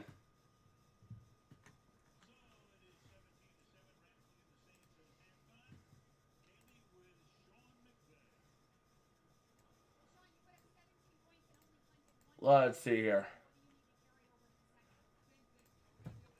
Alright, so we're getting ready now for the third quarter. Pens winner shootout. Crosby gets the game winner. Yes, sir.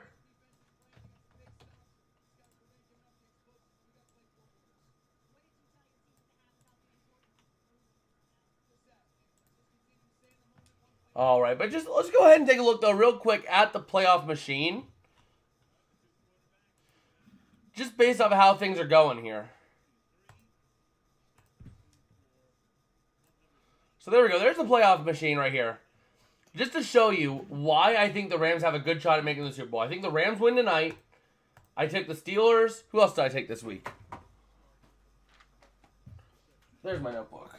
So the Rams are going to be starting at their own 25 after the fair catch.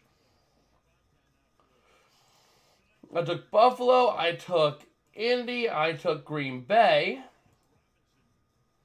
Cleveland. Detroit. Jets. Seattle. Tampa Bay. Chicago. Dallas. Denver. Chiefs, Eagles, Niners. These are my picks for this week. But here we go. The Rams first down and 10 from the 25. Stafford going to look to throw it. Going deep on the first play. Having a man call. That's Nakua. There it is. Puka Nakua. Big first down for the Rams. But these are my predictions for this week. We'll move this here for now. Then if we go to week 17, I think the Browns going to win over the Jets. Rams beat the Giants. I think the Cowboys will beat the Lions. Eagles beat the Cardinals. Bucks over the Saints. Ravens get a win as Higbee goes down to about the 20 or about the 30-yard line. I think the Bills beat the Patriots. Niners beat the Commanders. I think the Seahawks get a win. Bears get a win. Colts get a win. I think the Bengals win in KC. Denver, I got to go out with Jacksonville, I think, wins. Houston and Minnesota. Well, the thing is with the Lions, I just think the Cowboys are going to force turnovers, which will screw the Lions up and make them lose. The Lions lose games when they turn the ball over. And Kyren Williams having some rushing room down to the 21. Oh, no. Oh, no! Oh, no! Kyren Williams is done in the game. Kyren Williams is done for this game. That's a concussion. Kyren Williams' helmet just gets pulled off and yanked off, and he's down immediately grabbing his head. He's going in concussion protocol after that one. Ah, dang it!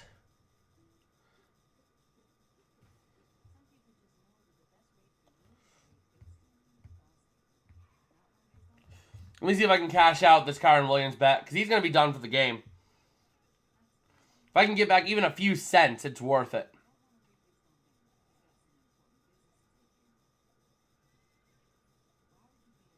Cash out for 35 cents. I'm going to do it. I'm cashing it out for 35 cents, because Kyren Williams is done for the day after that one. Immediately grabbing his head, and he's staying down. He's done. He is done.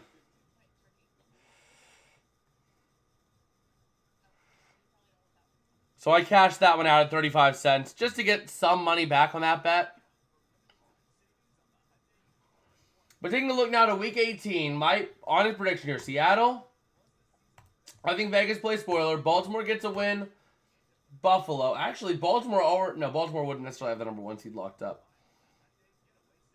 On the upside, Puka Nakua needs 3 more receptions, 23 yards, and 1 more touchdown. Let's hear. So hypothetically, if the Chiefs win against the Chargers. Okay, so Baltimore would have the 1 seed locked up. So I think Baltimore rests their starters. The Steelers get a win.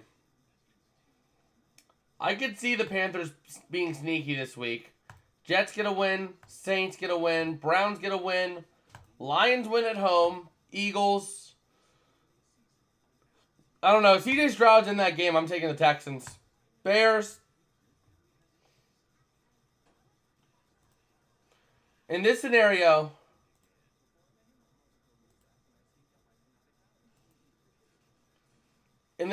I don't believe the Niners have the 1 seed locked up. So we'll say San Fran gets the win. Dallas and Jacksonville. This is the playoff scenario I love. I love this scenario. If this scenario plays out, right? the Eagles are a vulnerable team. The Eagles are a very vulnerable team. And I think the Rams will exploit those weaknesses and get a first-round win. So they'll have a date with San Francisco. The Rams have a tendency to own the Niners. The Rams have a tendency to own the Niners in the playoffs.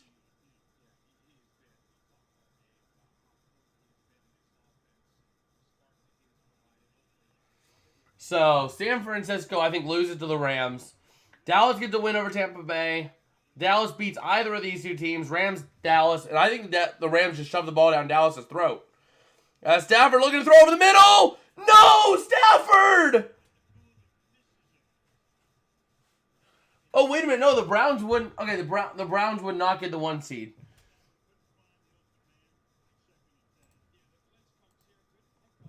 How? What?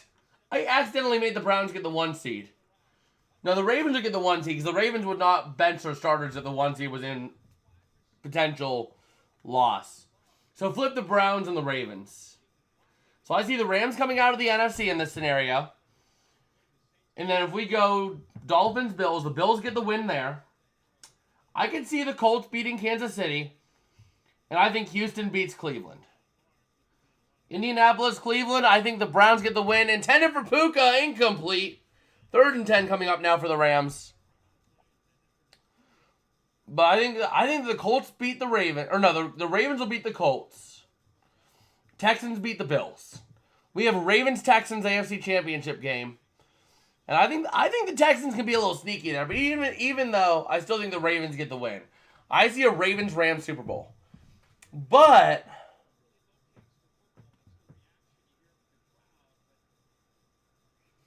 anyway, let's go ahead and go back to the game here. Williams is back on the field. No! I cashed it out. I thought he was done. It's a pass to Cup, down to the 15, first down to the 9. Oh, no. Don't tell me this bet's going to hit now. If this bet hits, I'm not going to be able to forgive myself. If this thing hits, I am not going to be able to forgive myself. I just forfeited $17. With the velocity of the hit, I thought for sure he was going into concussion protocol. And if they would have ruled him out, they would have given me 2 cents.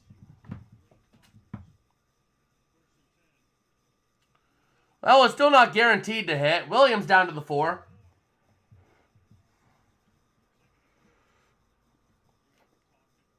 Oh, man. I'm not gonna be able to forgive myself if this hits. I mean, he went right in. Helmet gets yanked off. He's down on the field, and first thing he grabs is up here. He gets up, he's like, oh, nope. That's almost definitely concussion protocol. But apparently not. So here goes Stafford, going to pitch up to Williams up the middle, and he's stuffed.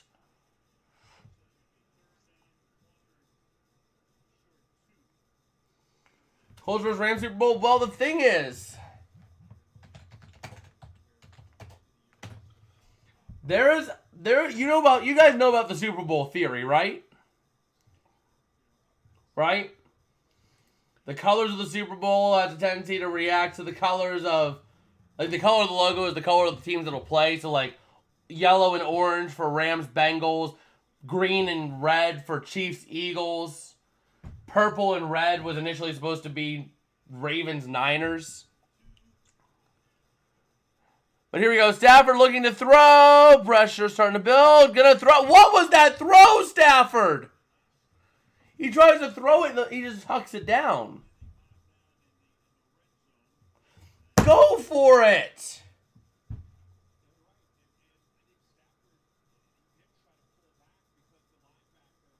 He tried to pull back, and it fell out.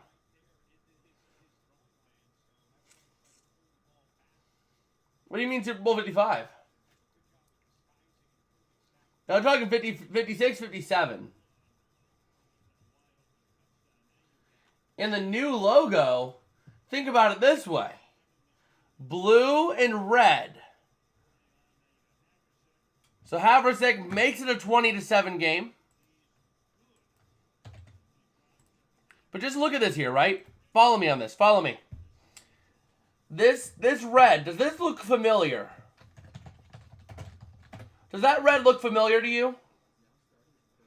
This red, does it look familiar to you? Does it maybe look something like this red over here?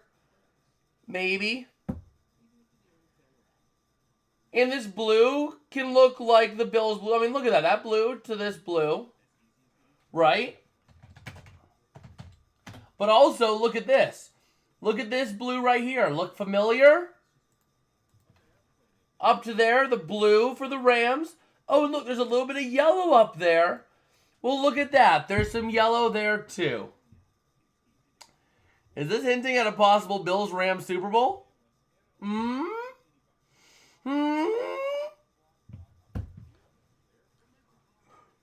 Bills-Rams Super Bowl?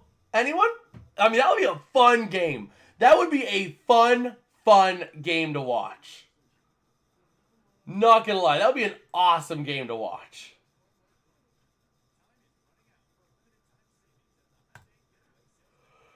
Oh,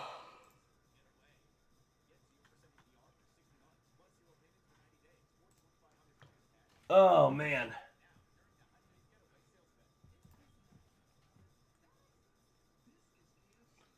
So let's see here.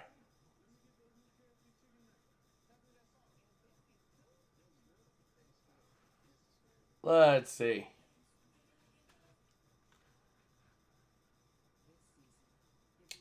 All right.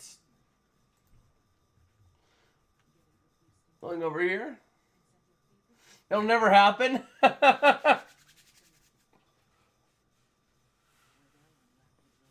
If it's Bills, Rams, go Bills. Of course you'd say that, John.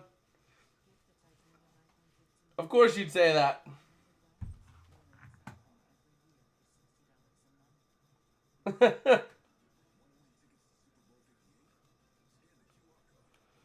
Oh, man. Let's see here, though. Let's take a look back at the NCAA games tonight. Has Texas State Houston not over just yet? Wait a minute. That's 92. If 30 points can be scored in the last 3 minutes, we could have the over. Meanwhile, we need Stonehill, Miami.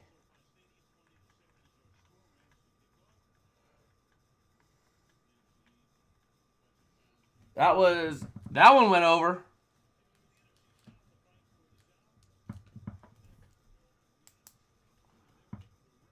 Oh, man. So here we go.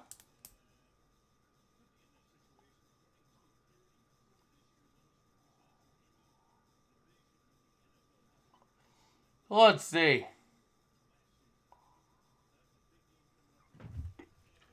So from the 25-yard line here, Carr under center. Going to hand off to Kamara, up to the middle, up to the 30. In 5.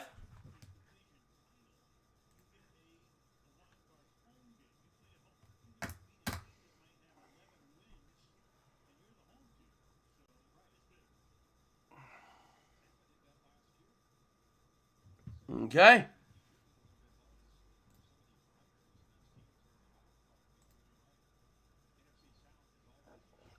So we'll see here.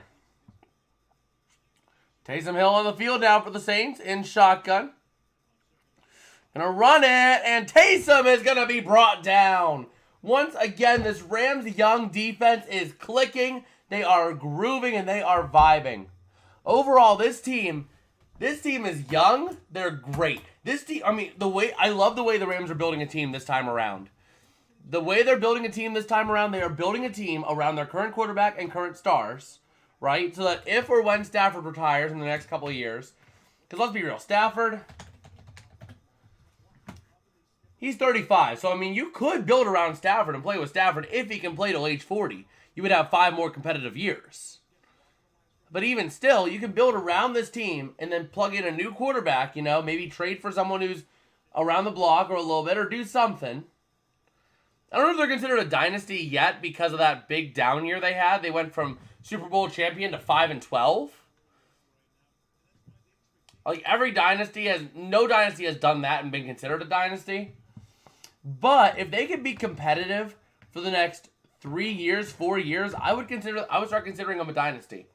If they're competitive and they're starting to win, like if they can win another Super Bowl or two in the next 4 years, I'd consider it. 2 and 3 years, yeah. But you do have that down year that you need to consider. So that's the other big problem. Is that usually you'll have a down year, but usually they'll, make the playoffs to some degree. So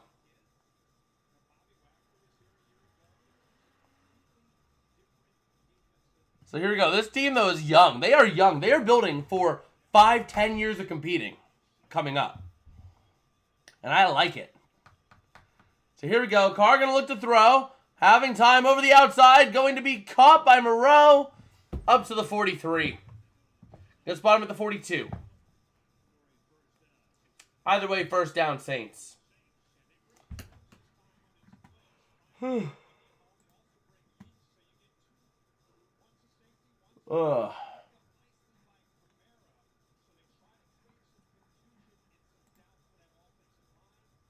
let's see here. So here we go. It's a big set here. Kamara alone in the backfield, and Carr going to hand off to the near side to a speedy wide receiver, Shaheed, and he's going to pick up 3 yards on the ground.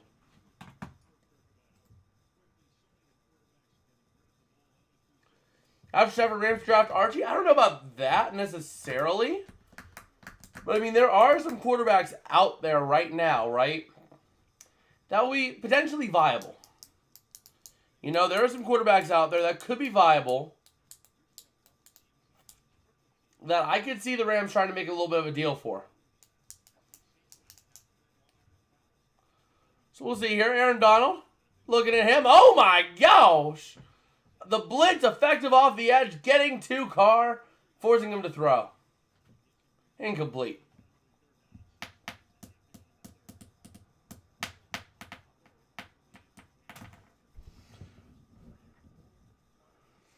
Let's see here. I just need the Rams to win. I need the Rams to win, and I'll be winning $25. I think. I don't have Stafford, but I kind of like Caleb Williams on the Rams. I mean, that would be cool. The one thing I would love to see, I don't know what Stetson Bennett would do if he would stay, because Stetson has been on the non-football reserve list.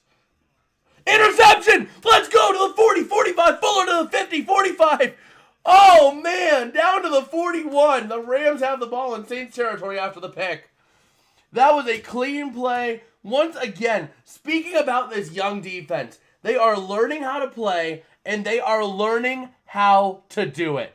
They are grooving, they are gelling, and they are playing some damn good football as a team.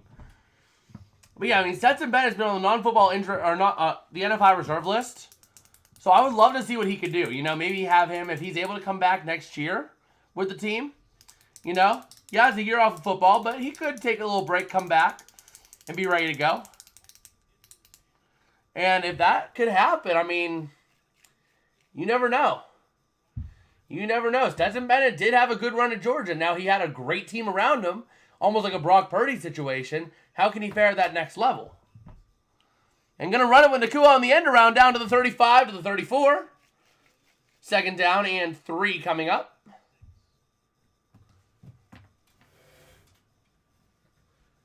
He's a Bulldog. Yes, sir. We're grabbing an orchard. We're grabbing a whole orchard. That pick deserves it. This one's for you, Fuller.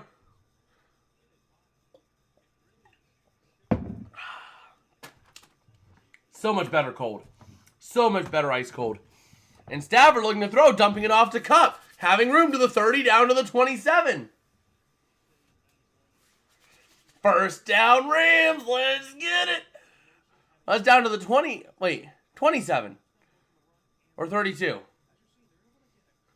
Touchdown here could close the game out. Oh, most definitely. Most definitely.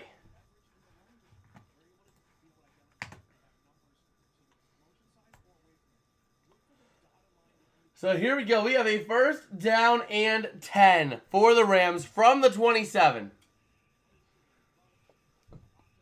Stafford under center, 3 receivers on the near side, and going to look to hand off to Williams to the 25, down to the 20, down to the 16. Still on his feet to the 15, to the 14. They're going to say his knee was actually down close to the spot. I don't know about that. I bet $20 on Dominion winning, and I got my hopes up. Oh, man.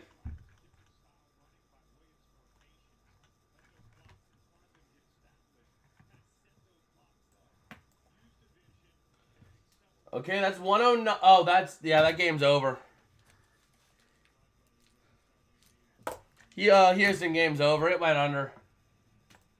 So here we go. Stafford going to hand off Williams down to the 15, down to the 10. Pushing his way down at the 10.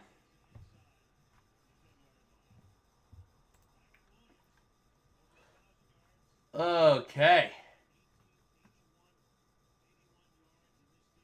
Did you check? Oh, did I see that? I did not. I was thinking, I keep up with basketball a little bit here and there, but I'm not really like an avid like basketball fan.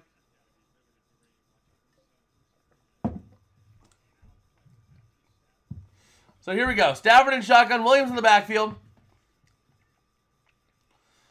And going to hand off to Williams, down to the 5. Touchdown, Kyren Williams. Come on, at least don't let Kamara get a touchdown or don't have Cooper Kupp get a touchdown. Either of those happen and I'll be happy.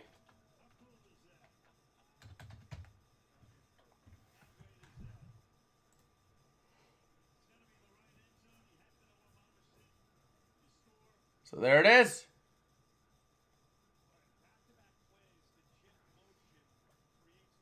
Yes, Puka Nakua's over 100 yards. Let's go, baby. $3 into $25.82.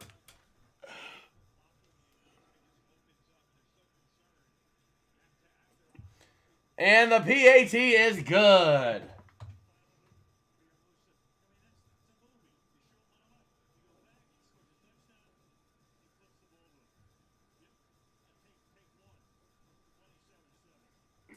There it is, 27-7. Good thing you cashed out. Yeah. I very well could. Well, maybe not. Maybe not. I might have still made the right call accidentally. Because there were 2 more legs that needed to happen for the parlay to actually hit. It needed a Cooper Kupp touchdown and an Alvin Kamara touchdown. If one of those does not happen for the rest of the game, then I'm glad I did what I did. If they both happen, then yeah, I'm upset with myself on that one. So, there's the Kyren touchdown. But Alvin Kamara and Cooper Kupp both would need a touchdown in this game, so. But Puka Nacua, this bet's almost a sure thing at this point. Puka Nacua, 100-plus receiving yards, and Los Angeles Rams to win. Rams are up 20 points. Nacua has 104 right now. That turns $3 into $25.50. So we're sitting pretty on that one.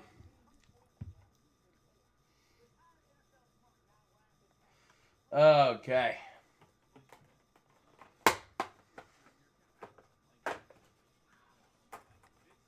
Okay.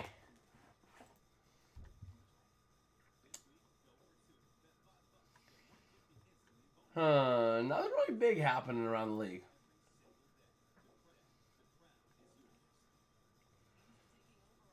Yeah, nothing really big happening just anywhere in sports right now.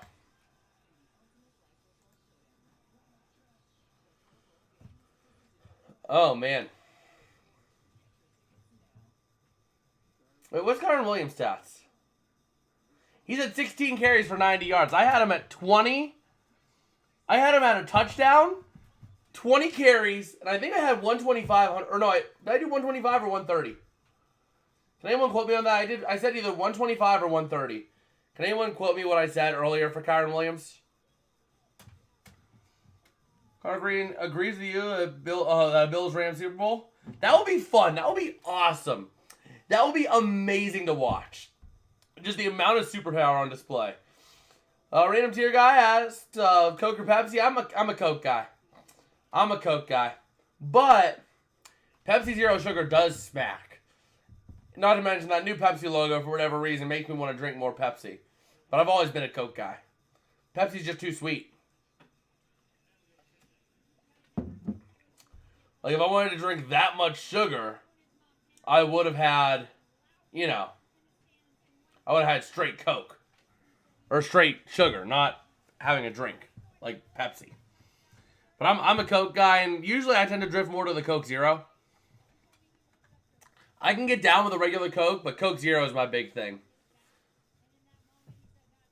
Like, Coke Zero is one of my go-tos. But actually, apart from that, Big K, Kroger's in-house brand, is really good. Derek Carr looking to throw deep over the middle. Is going to be caught to the 45, to the 50. Olave down to the 46. Williams gave the ball to his mother. Yeah, I saw that.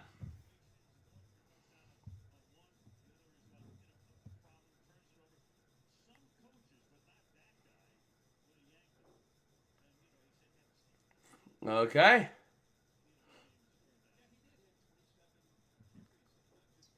So we'll see.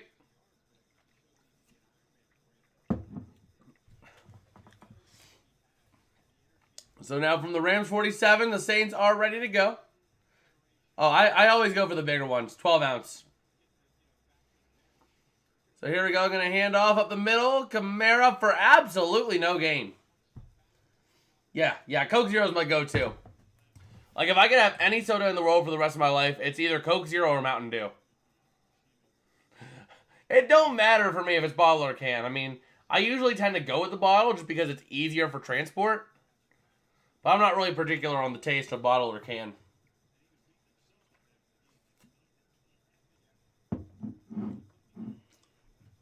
Choose. Okay. Bottle. I'll give you all my money. Just don't hurt me. It's bottle. 2 liter by far. We're playing 20 questions for Jason Soda. As the Saints get themselves a first down. Arrow's facing the wrong way.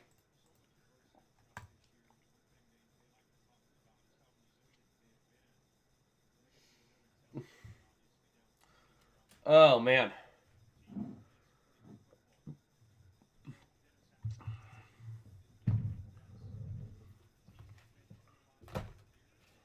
So let's see here.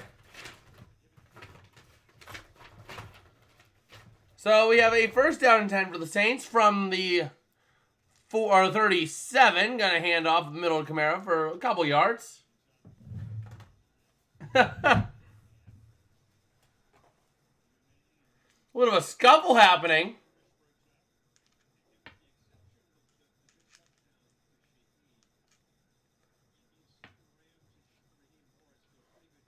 Okay.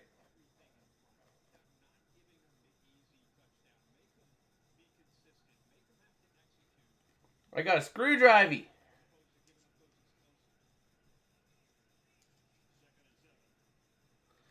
So second down and 7 here. Looking to throw his car. Gonna go having a man deep on the outside. Incomplete. Receiver stumbled, so no PI intended for Olave. Tells me a lot about your character.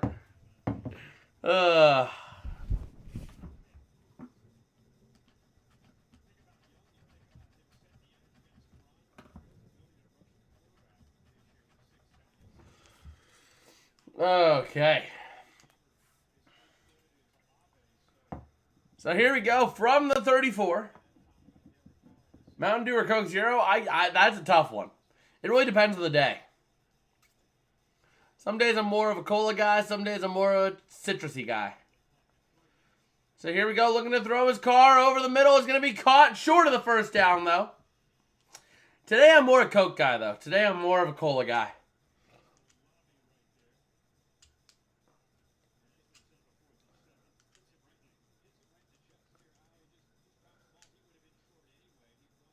Oh, never mind. He dropped it. So the Saints going for it here. Water. Water's better than nothing.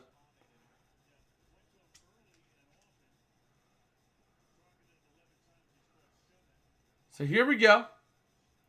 Looking to throw his car on 4th down and 7. Gonna go over the middle. It's caught by Johnson. He's short! Rams football, baby!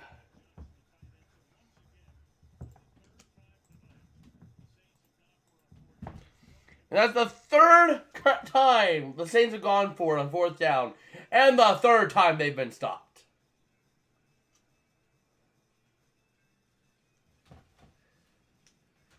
Oh, man. Spring. I hate sparkling water.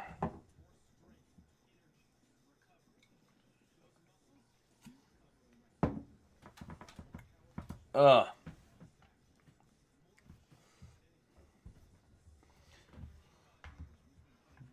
Canned water? No, bottle. Bottle.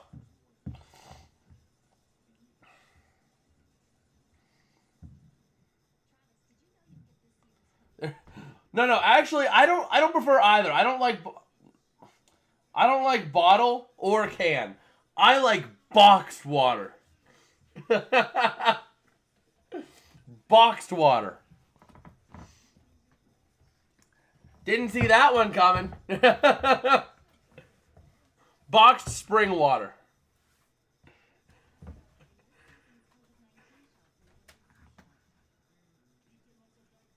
It exists. It exists. Hold on.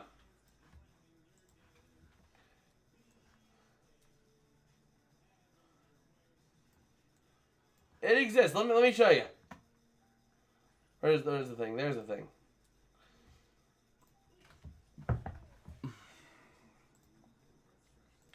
Watch this here. You ready? Boxed water.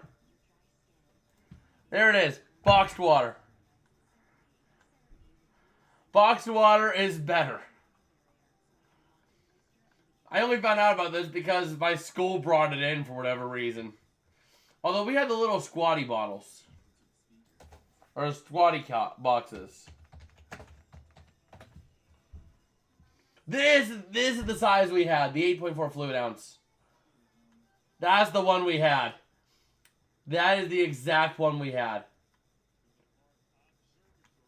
We had this size.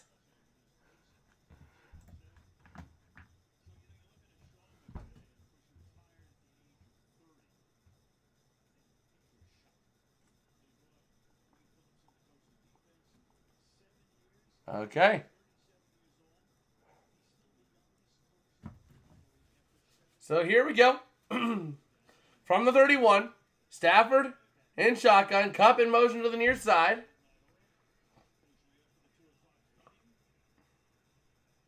Cup back in motion to the outside, going to hand off to Rivers up the middle for a gain of about 2, but there's a flag on the play.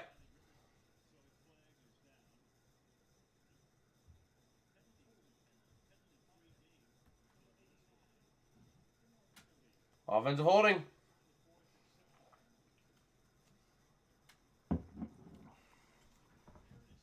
That's where Canada ended up. It's the Saints.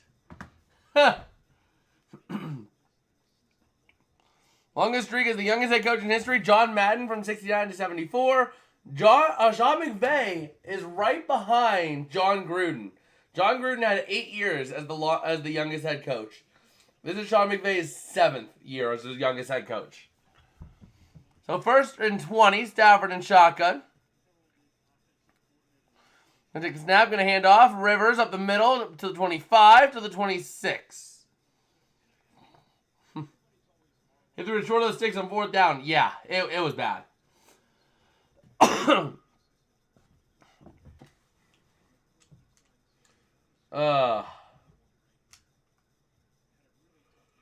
here we go.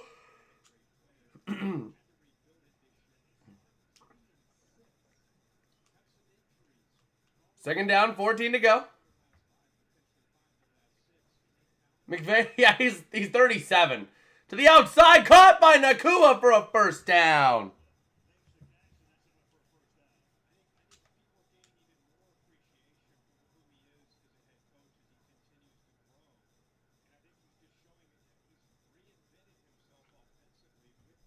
I think he started coaching at 5.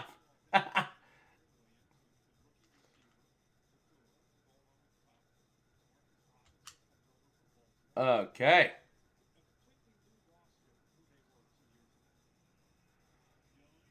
So here we go. Stafford in shotgun. Rivers in the back.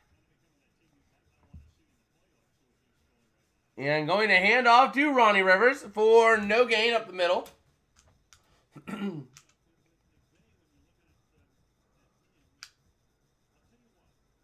Okay.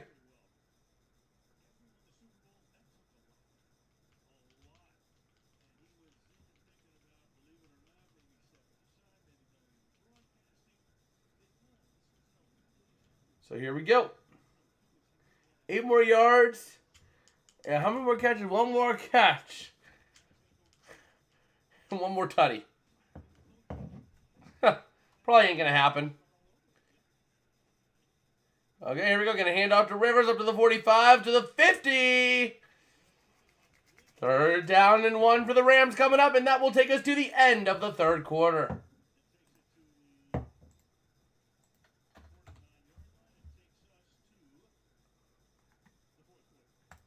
All right. I mean, the Rams have all but won this game, so to speak. So we're just here for the end of it. But this game is moving quick.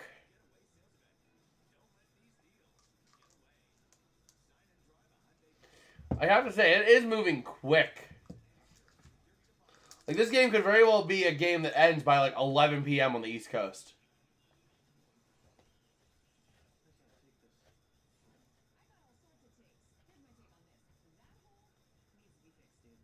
So...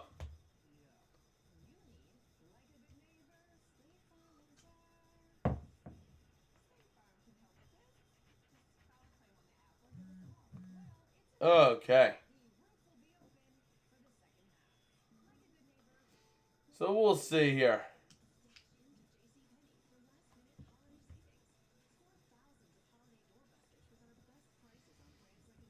Everyone's going to be running it 90% of the time? Yeah. They've won it, so why not? Why not?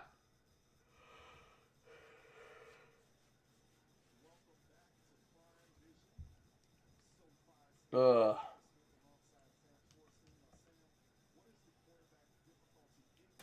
talking about the quarterback difficulty index.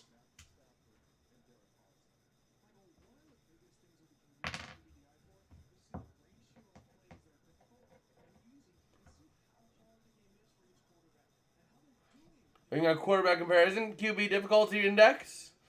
Stafford having a 4, and oh my gosh, Derek Carr at a 6.2 QBDI on a scale of 10.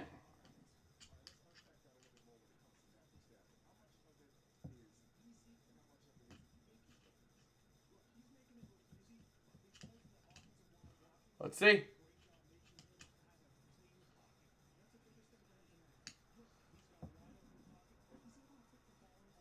Okay. Once again, just looking at that offensive line play, though, for the Rams. I mean, this team has really taken a step up. Oh, yeah, I do. I definitely pull Williams for the rest of the game. Let's see here.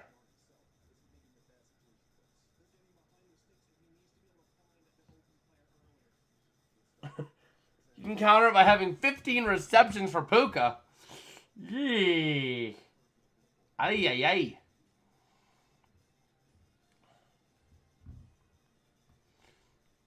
So let's see here.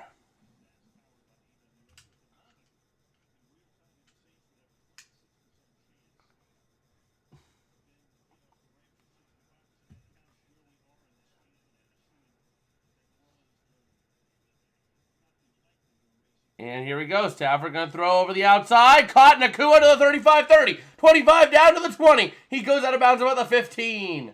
Big first down for the Rams.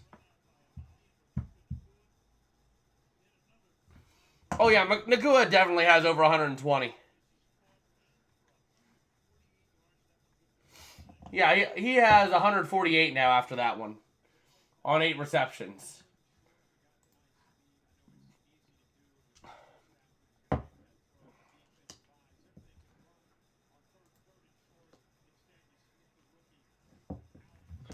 Okay. So here we go. Stafford going to hand off at the middle of the Rivers for a gain of a couple.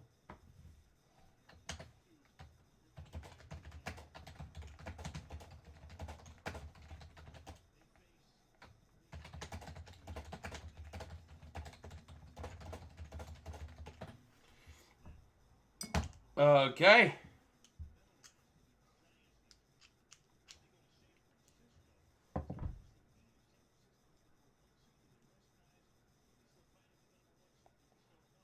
So we'll see.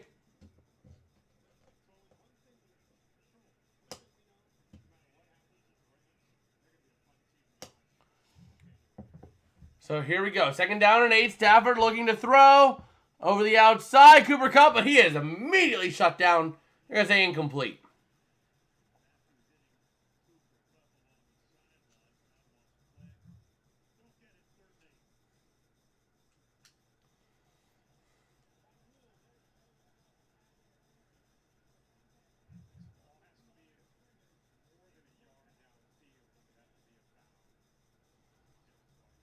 Okay.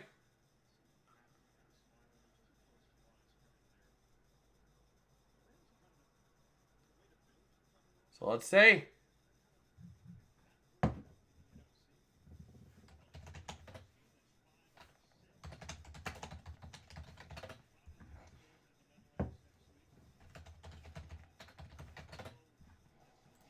Let's see here. Okay, pull is rigged.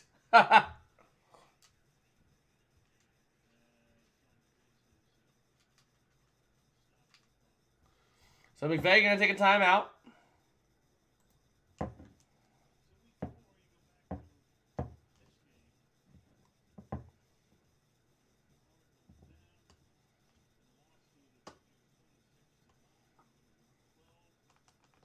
Let's see.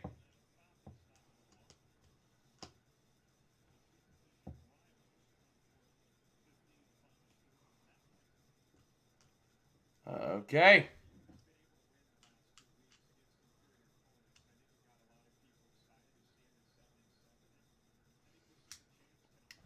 So here we go. 3rd down and 8 for the Rams. Go to Nakua for this touchdown here. Go to Nakua for this touchdown. There's Nakua on the outside, on the, I believe it's the near side. Yep, on the near side.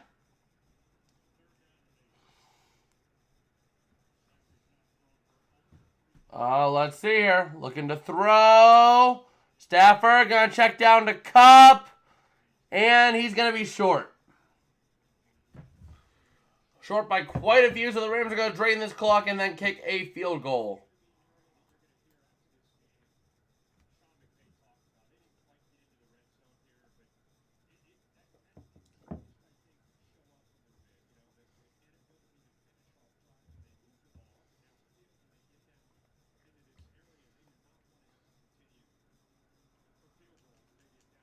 So let's see. 99.8% chance to win. Yes, sir. That means your boys cashing for $25 on a $3 play.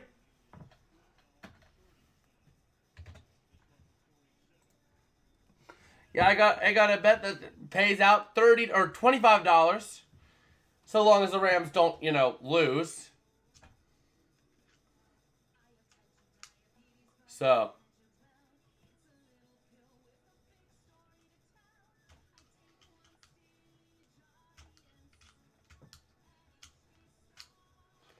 let's see.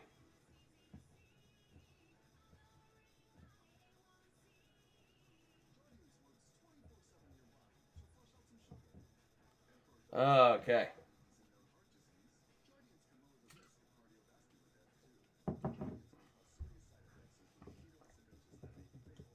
The issue I have with the Rams tonight is they're not finishing drives. That's been a problem all season for them. Like, if we go ahead and look at the Rams stats, right?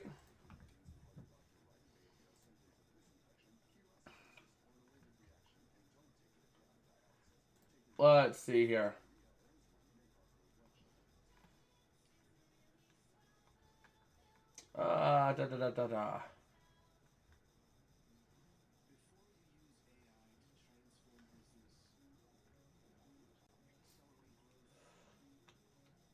Let's see here.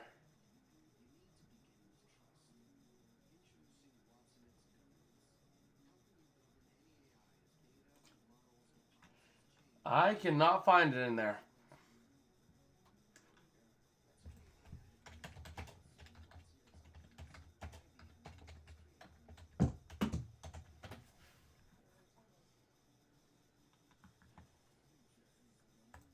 So looking at team rankings and touchdown percentages,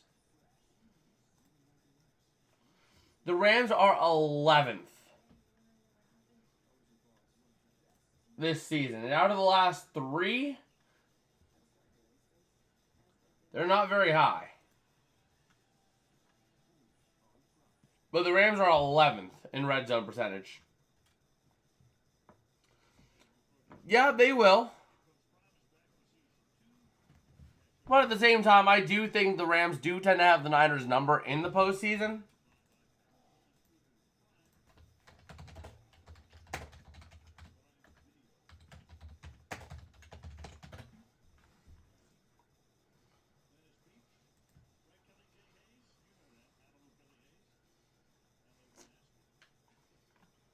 Let's see here.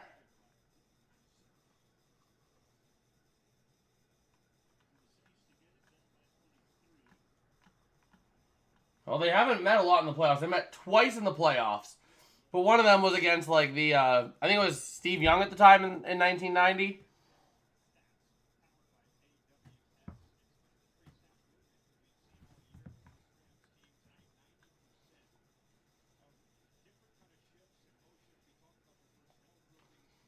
$12, $13, $14, $15. Man.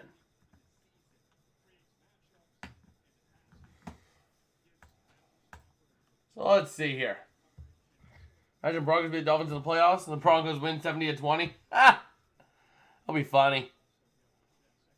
So here we go. 12:44 to go. Saints have the ball from the 25.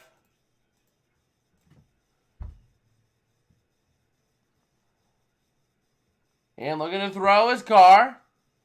Checking down to Kamara, and that goes nowhere.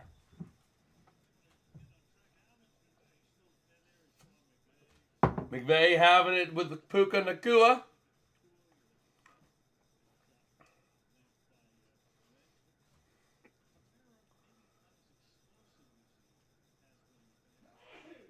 If his Rams love to see team score 20 or more points in a game.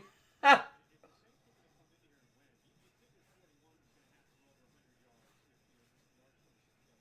So let's see.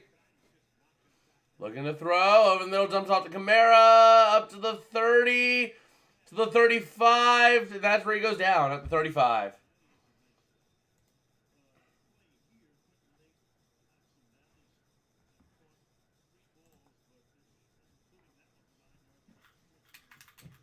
All right. Aaron Donald with no pressure tonight. It will be the first time in the Next Gen Stats era. And he throws to Olave, caught at the 50.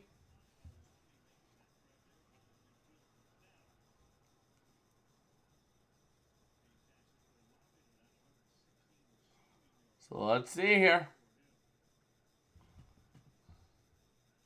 Saints offense, 1 touchdown, 1 interception, 2 punts, and 3 turnover on downs, all of which have happened in Rams territory. Looking to throw his car to the near side. Going to be caught by Shaheed. Down at the 46. 45 and a half.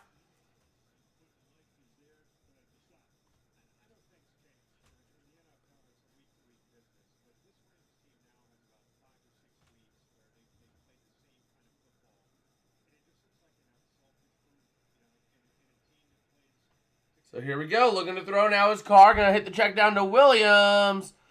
He's going to be stopped short. 3rd and 1. 3rd and inches, I should say.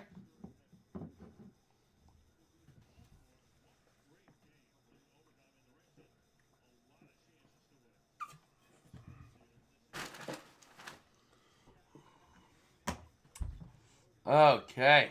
3rd down and inches to go.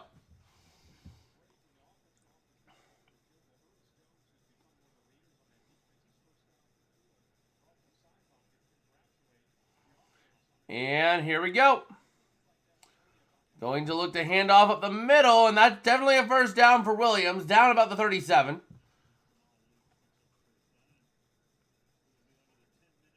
And now we're going to cross under 10 minutes to go. At that point, yeah.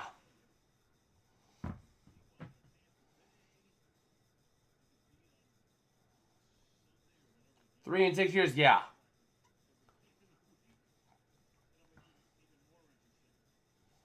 Here we go, Carr. Pressure coming! That's Donald with his 1st pressure of the night. Going to be a loss of 3 by Kamara.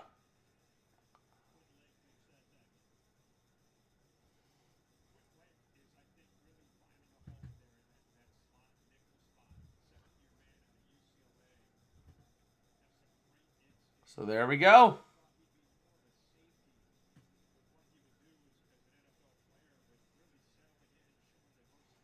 Looking now to see what the Rams got here on defense. As Carr looking to throw. Pressure up the middle. Going to throw to Olave. Caught down to the 31. A field goal is no good here. You're down by 23 points. You're going for touchdowns and 2-pointers. I'm going to do a football YouTuber tier list.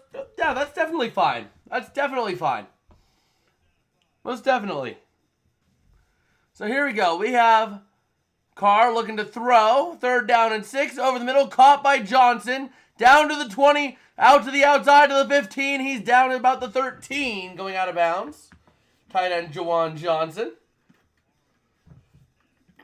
And let's see. Let's see what the Saints got. I mean, the Rams are going to give up a touchdown here, and I totally expect it.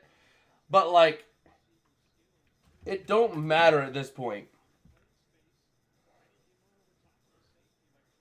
Like, it does not matter at this point in the game if the Rams give up a touchdown, if you ask me.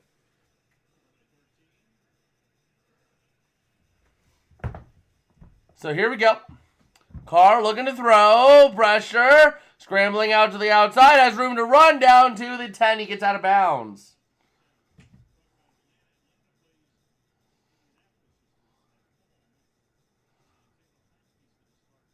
So let's see.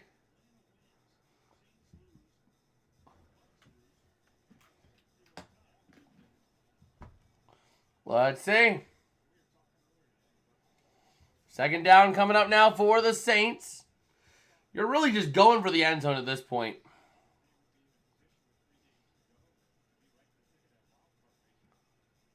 And here we go. Carr and shotgun. Kamara to his right. Gonna take the snap. Looking to throw. Carr. Pressure. Gonna throw to the near side. Caught by Kamara. Down to the 5. Don't go to Kamara, please. Don't go to Kamara, please. Whatever you do. I'm scared Cooper Kupp will get a touchdown on the next drive.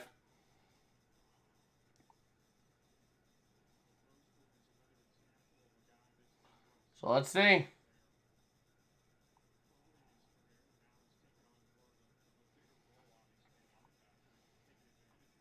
Okay.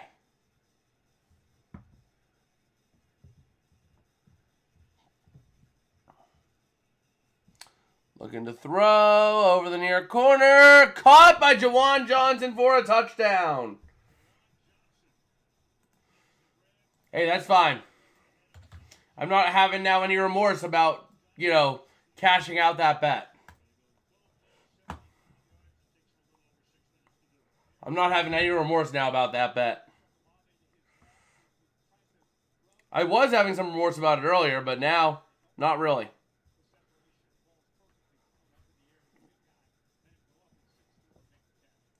Let's see. So here comes the PAT, and that is good. He said, I sent messages on my other account. Can you see? I cannot. I cannot. Okay. Rams are about ready to get the ball. and I'm going to run and use the bathroom real quick. I'll be right back.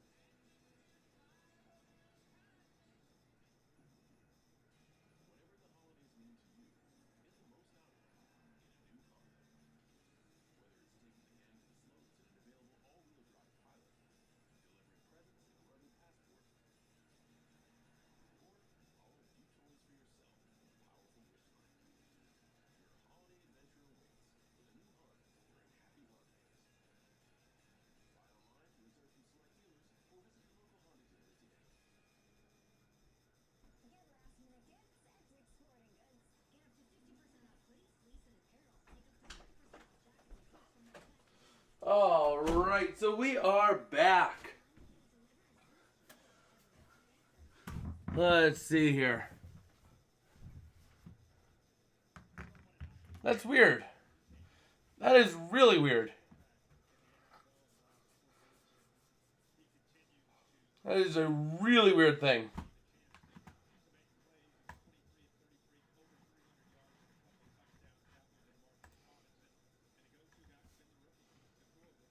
Okay. So here we go. I'll see if I can comment on one of your vids. Okay. So here we go. The Rams prepping for the onside kick.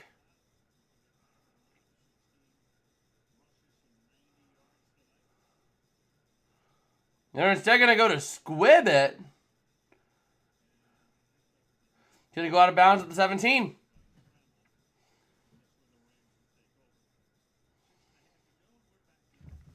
So with 6.5 to go, the Rams taking over.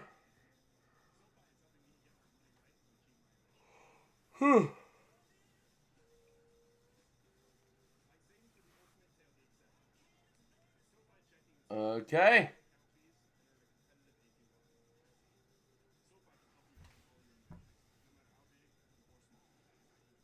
So let's see.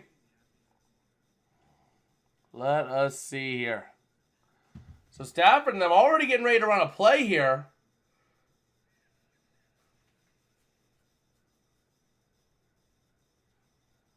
Who's calling it now? Timeout.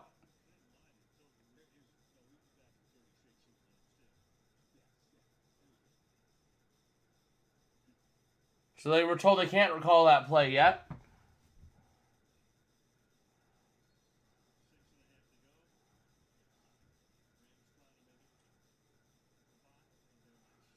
So here we go.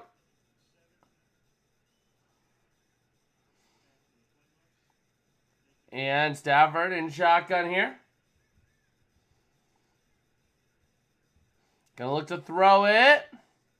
Why are we throwing it? That's the Cooper Cup. That's the Nakua to the 30.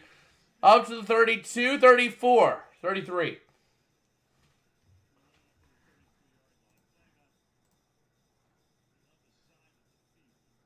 Yeah, I see it. I see it there.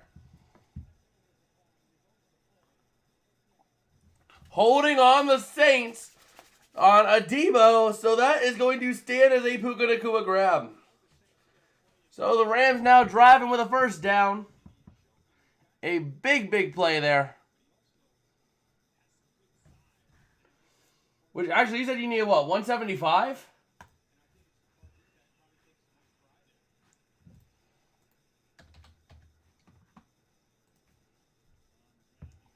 Gonna run it with Williams.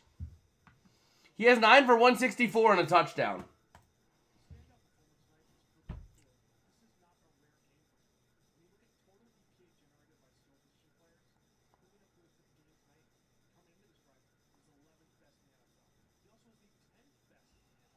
So let's see.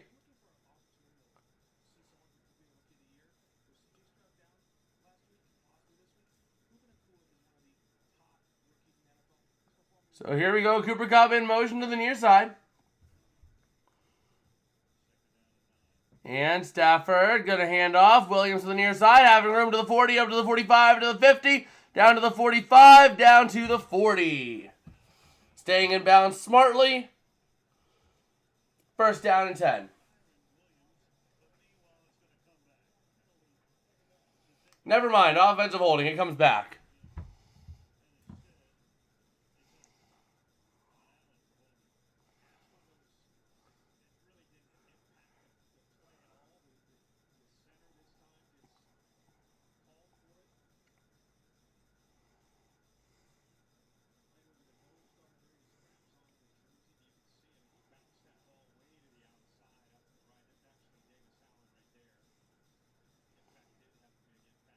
Okay. So here we go. Second down, 19 to go. From the 24. Stafford in shotgun. Gonna hand off to Williams. Gonna push his way for 2.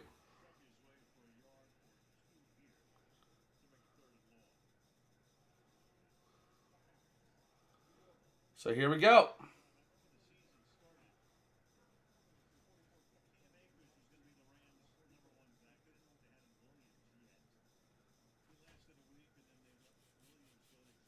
You ever had diet water? No.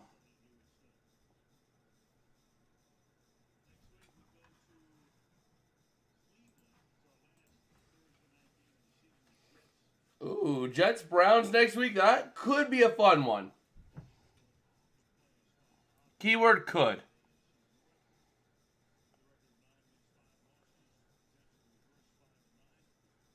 Same water, just $2 more.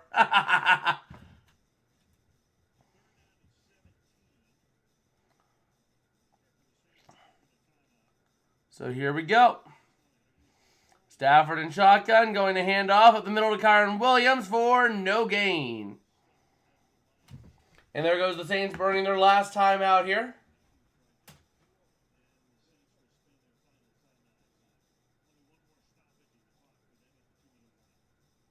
So there we go.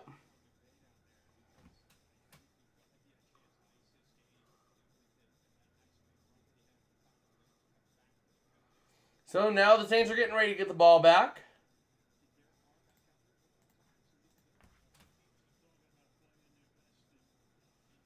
And we'll see what happens here. Once this game is going to be secured as the Rams win 1,000%, we will update the whiteboard. But right now, the Rams might be cracking the top 5 for the power rankings this week. Just saying. The way they're playing, they might have a chance depending on how Sunday and Saturday play out.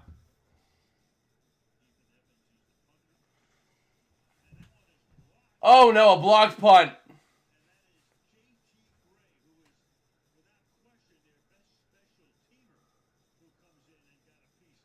Oh no.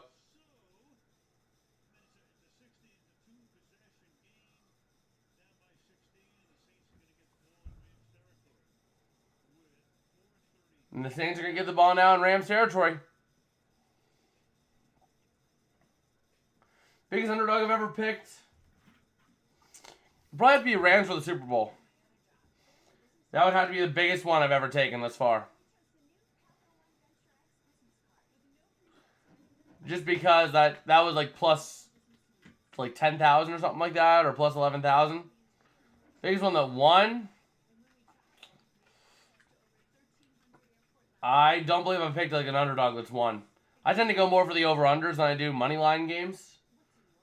I picked the Panthers a few weeks ago to win as an underdog, but that didn't happen. So, I just find it ironic. The 1 week I don't go for Carolina is the 1 week that the Carolina Panthers going to win. Like, I was picking the Panthers the last 2 weeks before last week. They don't win. I don't pick them last week because I'm like, okay, I'm finally done with that horse. Oh, nope, there they go. They get a win.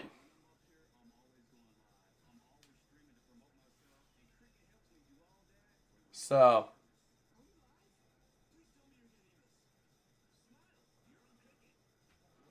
oh boy.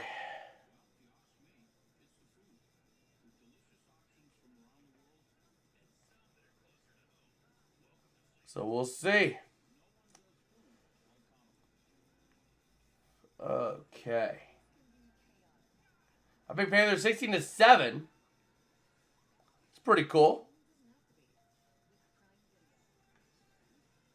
Oh boy. Let's just take a look, see here.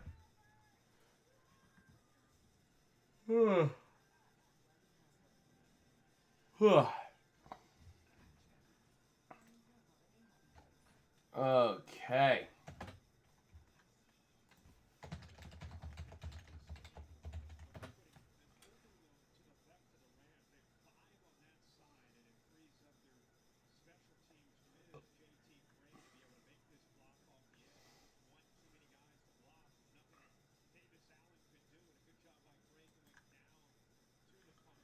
So let's see. It's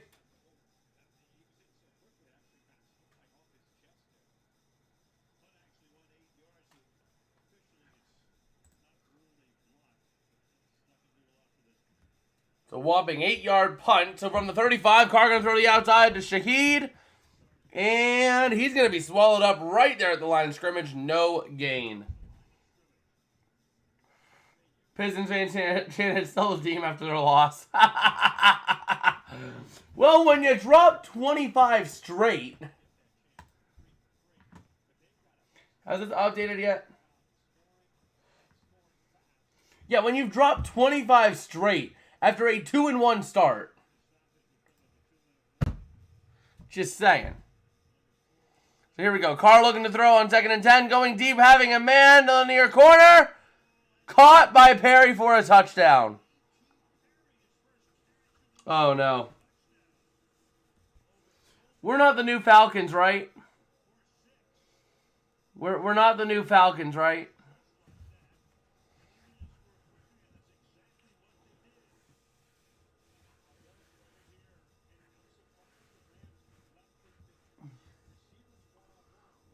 We're not the new Falcons, right?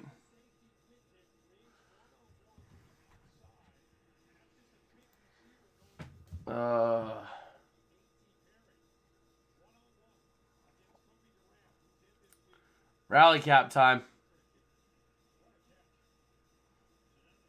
Going for 2 here.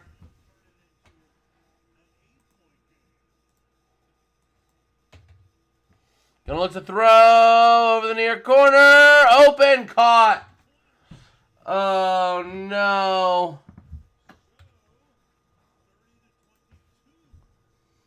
30-22.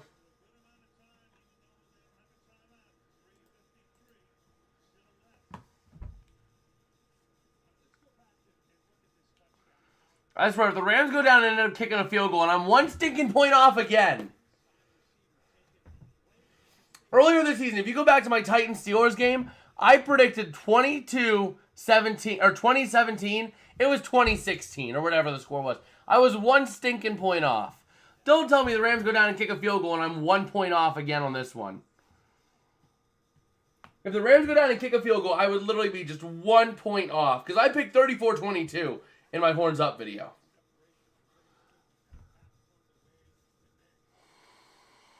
There's no way that happens, right?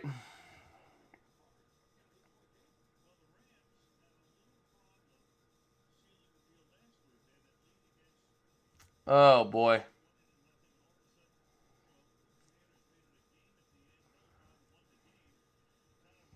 Predicted 27-16. Yep.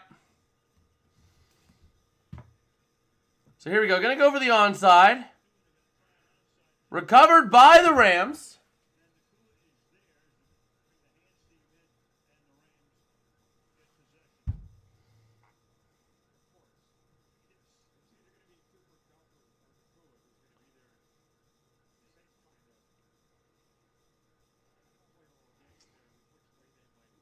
All I know is I kind of want this to happen, though.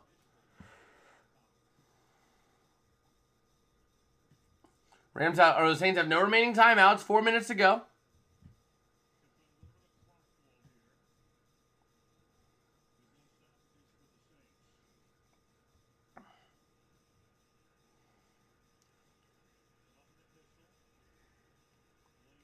So here we go.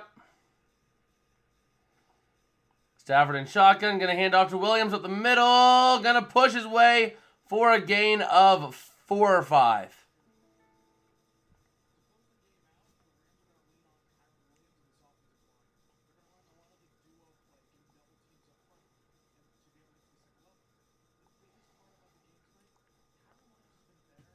Okay.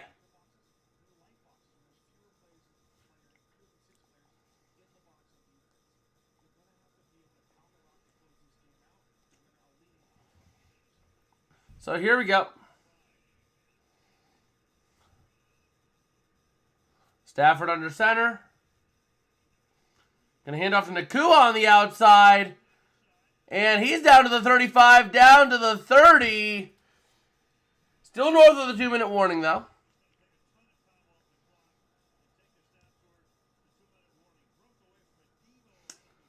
Are you going to stream Texas, Washington, Alabama, Michigan? I might. I don't know, because if I'm home, let's see here.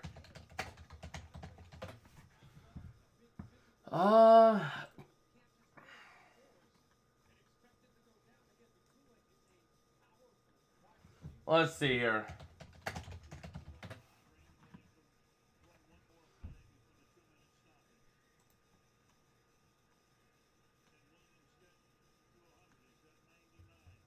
So there goes Williams up the middle. He's going to get over 100 yards on the day. I might. I very well could stream both of those, depending. Actually, no, there is no Monday Night Football that week, is there? Or is there? There might be. I might stream Alabama, Michigan.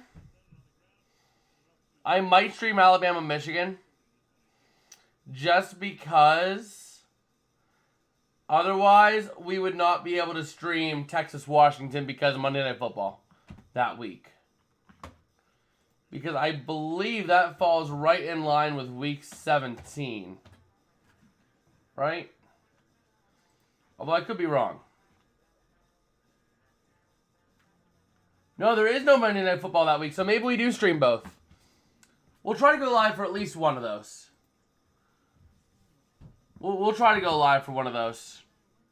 Maybe both. Oh, why am I sharing this? Okay, we're whoopsie daisy. Didn't mean to do that. But yeah, I'll try to go live for those. I had a good experience with college football last year.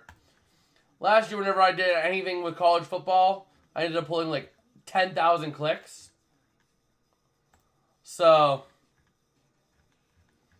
maybe I should go back to that stream. It was the national championship in a big blowout game.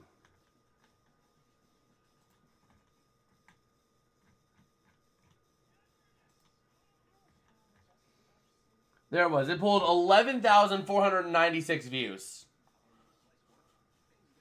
Like if I go to the analytics on that video and I go, since uploaded lifetime, 31 subscribers gained as well on that stream. So that was a fun one. Would you kick the onside there? It's a tough one to say because the Rams do have that potency on offense to get downfield. And if they're driving from the 25, it's a lot more clock they could burn off. So it's really a tough call there.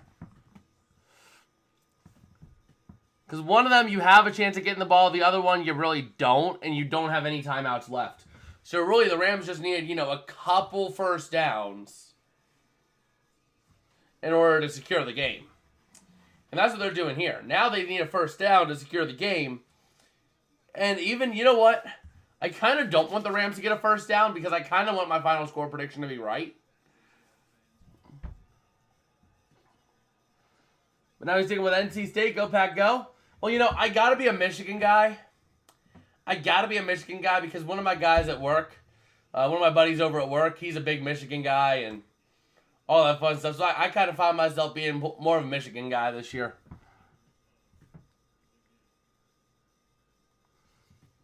Not because they're number one, but because my buddy at work. He's a huge Michigan guy. He always, every Saturday, he wears his Michigan hat and all that fun stuff.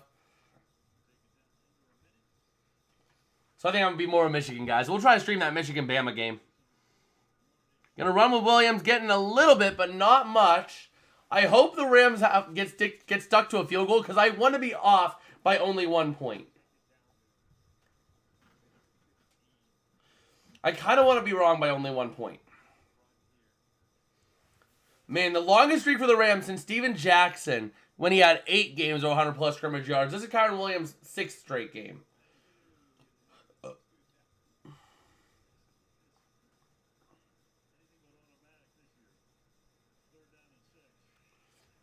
So here we go.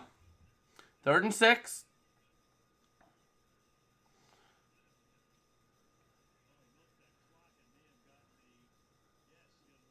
And they got an offside on the defense. All it means is just 1 first down and the Rams milk the clock and it is over, baby.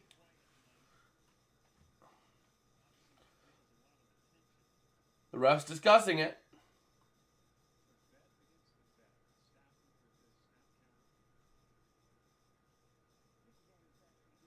Neutral's on infraction on the defense. 3rd and 1.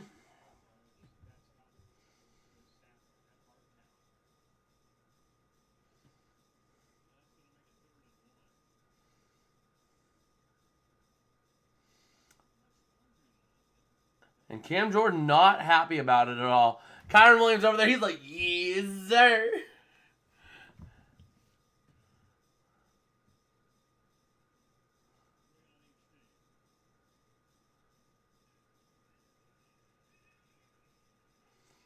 Man, that allows the Rams to run even more clock off.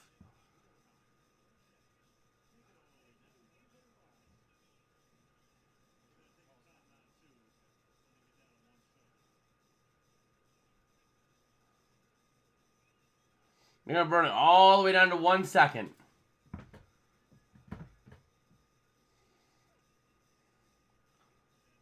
There it is.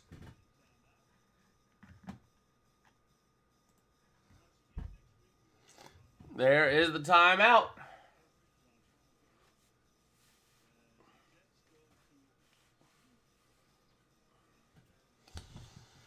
Okay.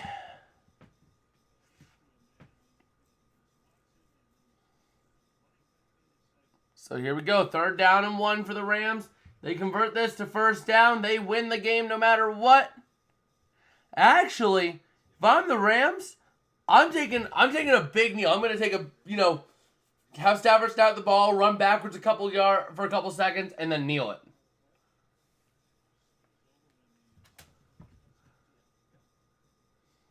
That's what I'm doing.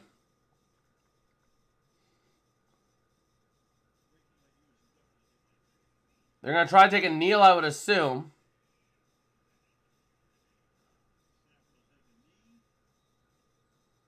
There it is.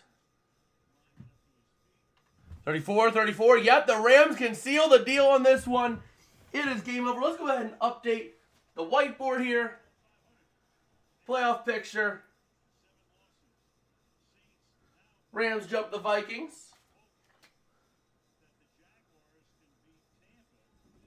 8-7. Minnesota at 7-7. And Seattle and Minnesota flip.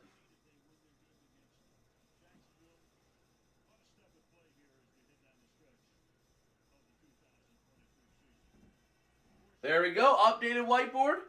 And this critical game is off the docket. And there we go. Updated whiteboard. Everything is good to go. The Rams get a huge, huge win tonight that saves their season and all but sets them up for a nice little playoff push.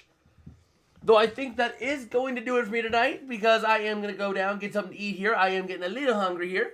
So if you guys did like, don't forget to smash like and subscribe because it does help me out a whole lot. It tells me that I'm making content that y'all enjoy. Also smash that subscribe button if you haven't already because it's awesome and you guys will like it. And I guess with that, I will catch you guys later. Peace out and have a good one. Good night, everybody. Have a good night. Merry Christmas to y'all, too.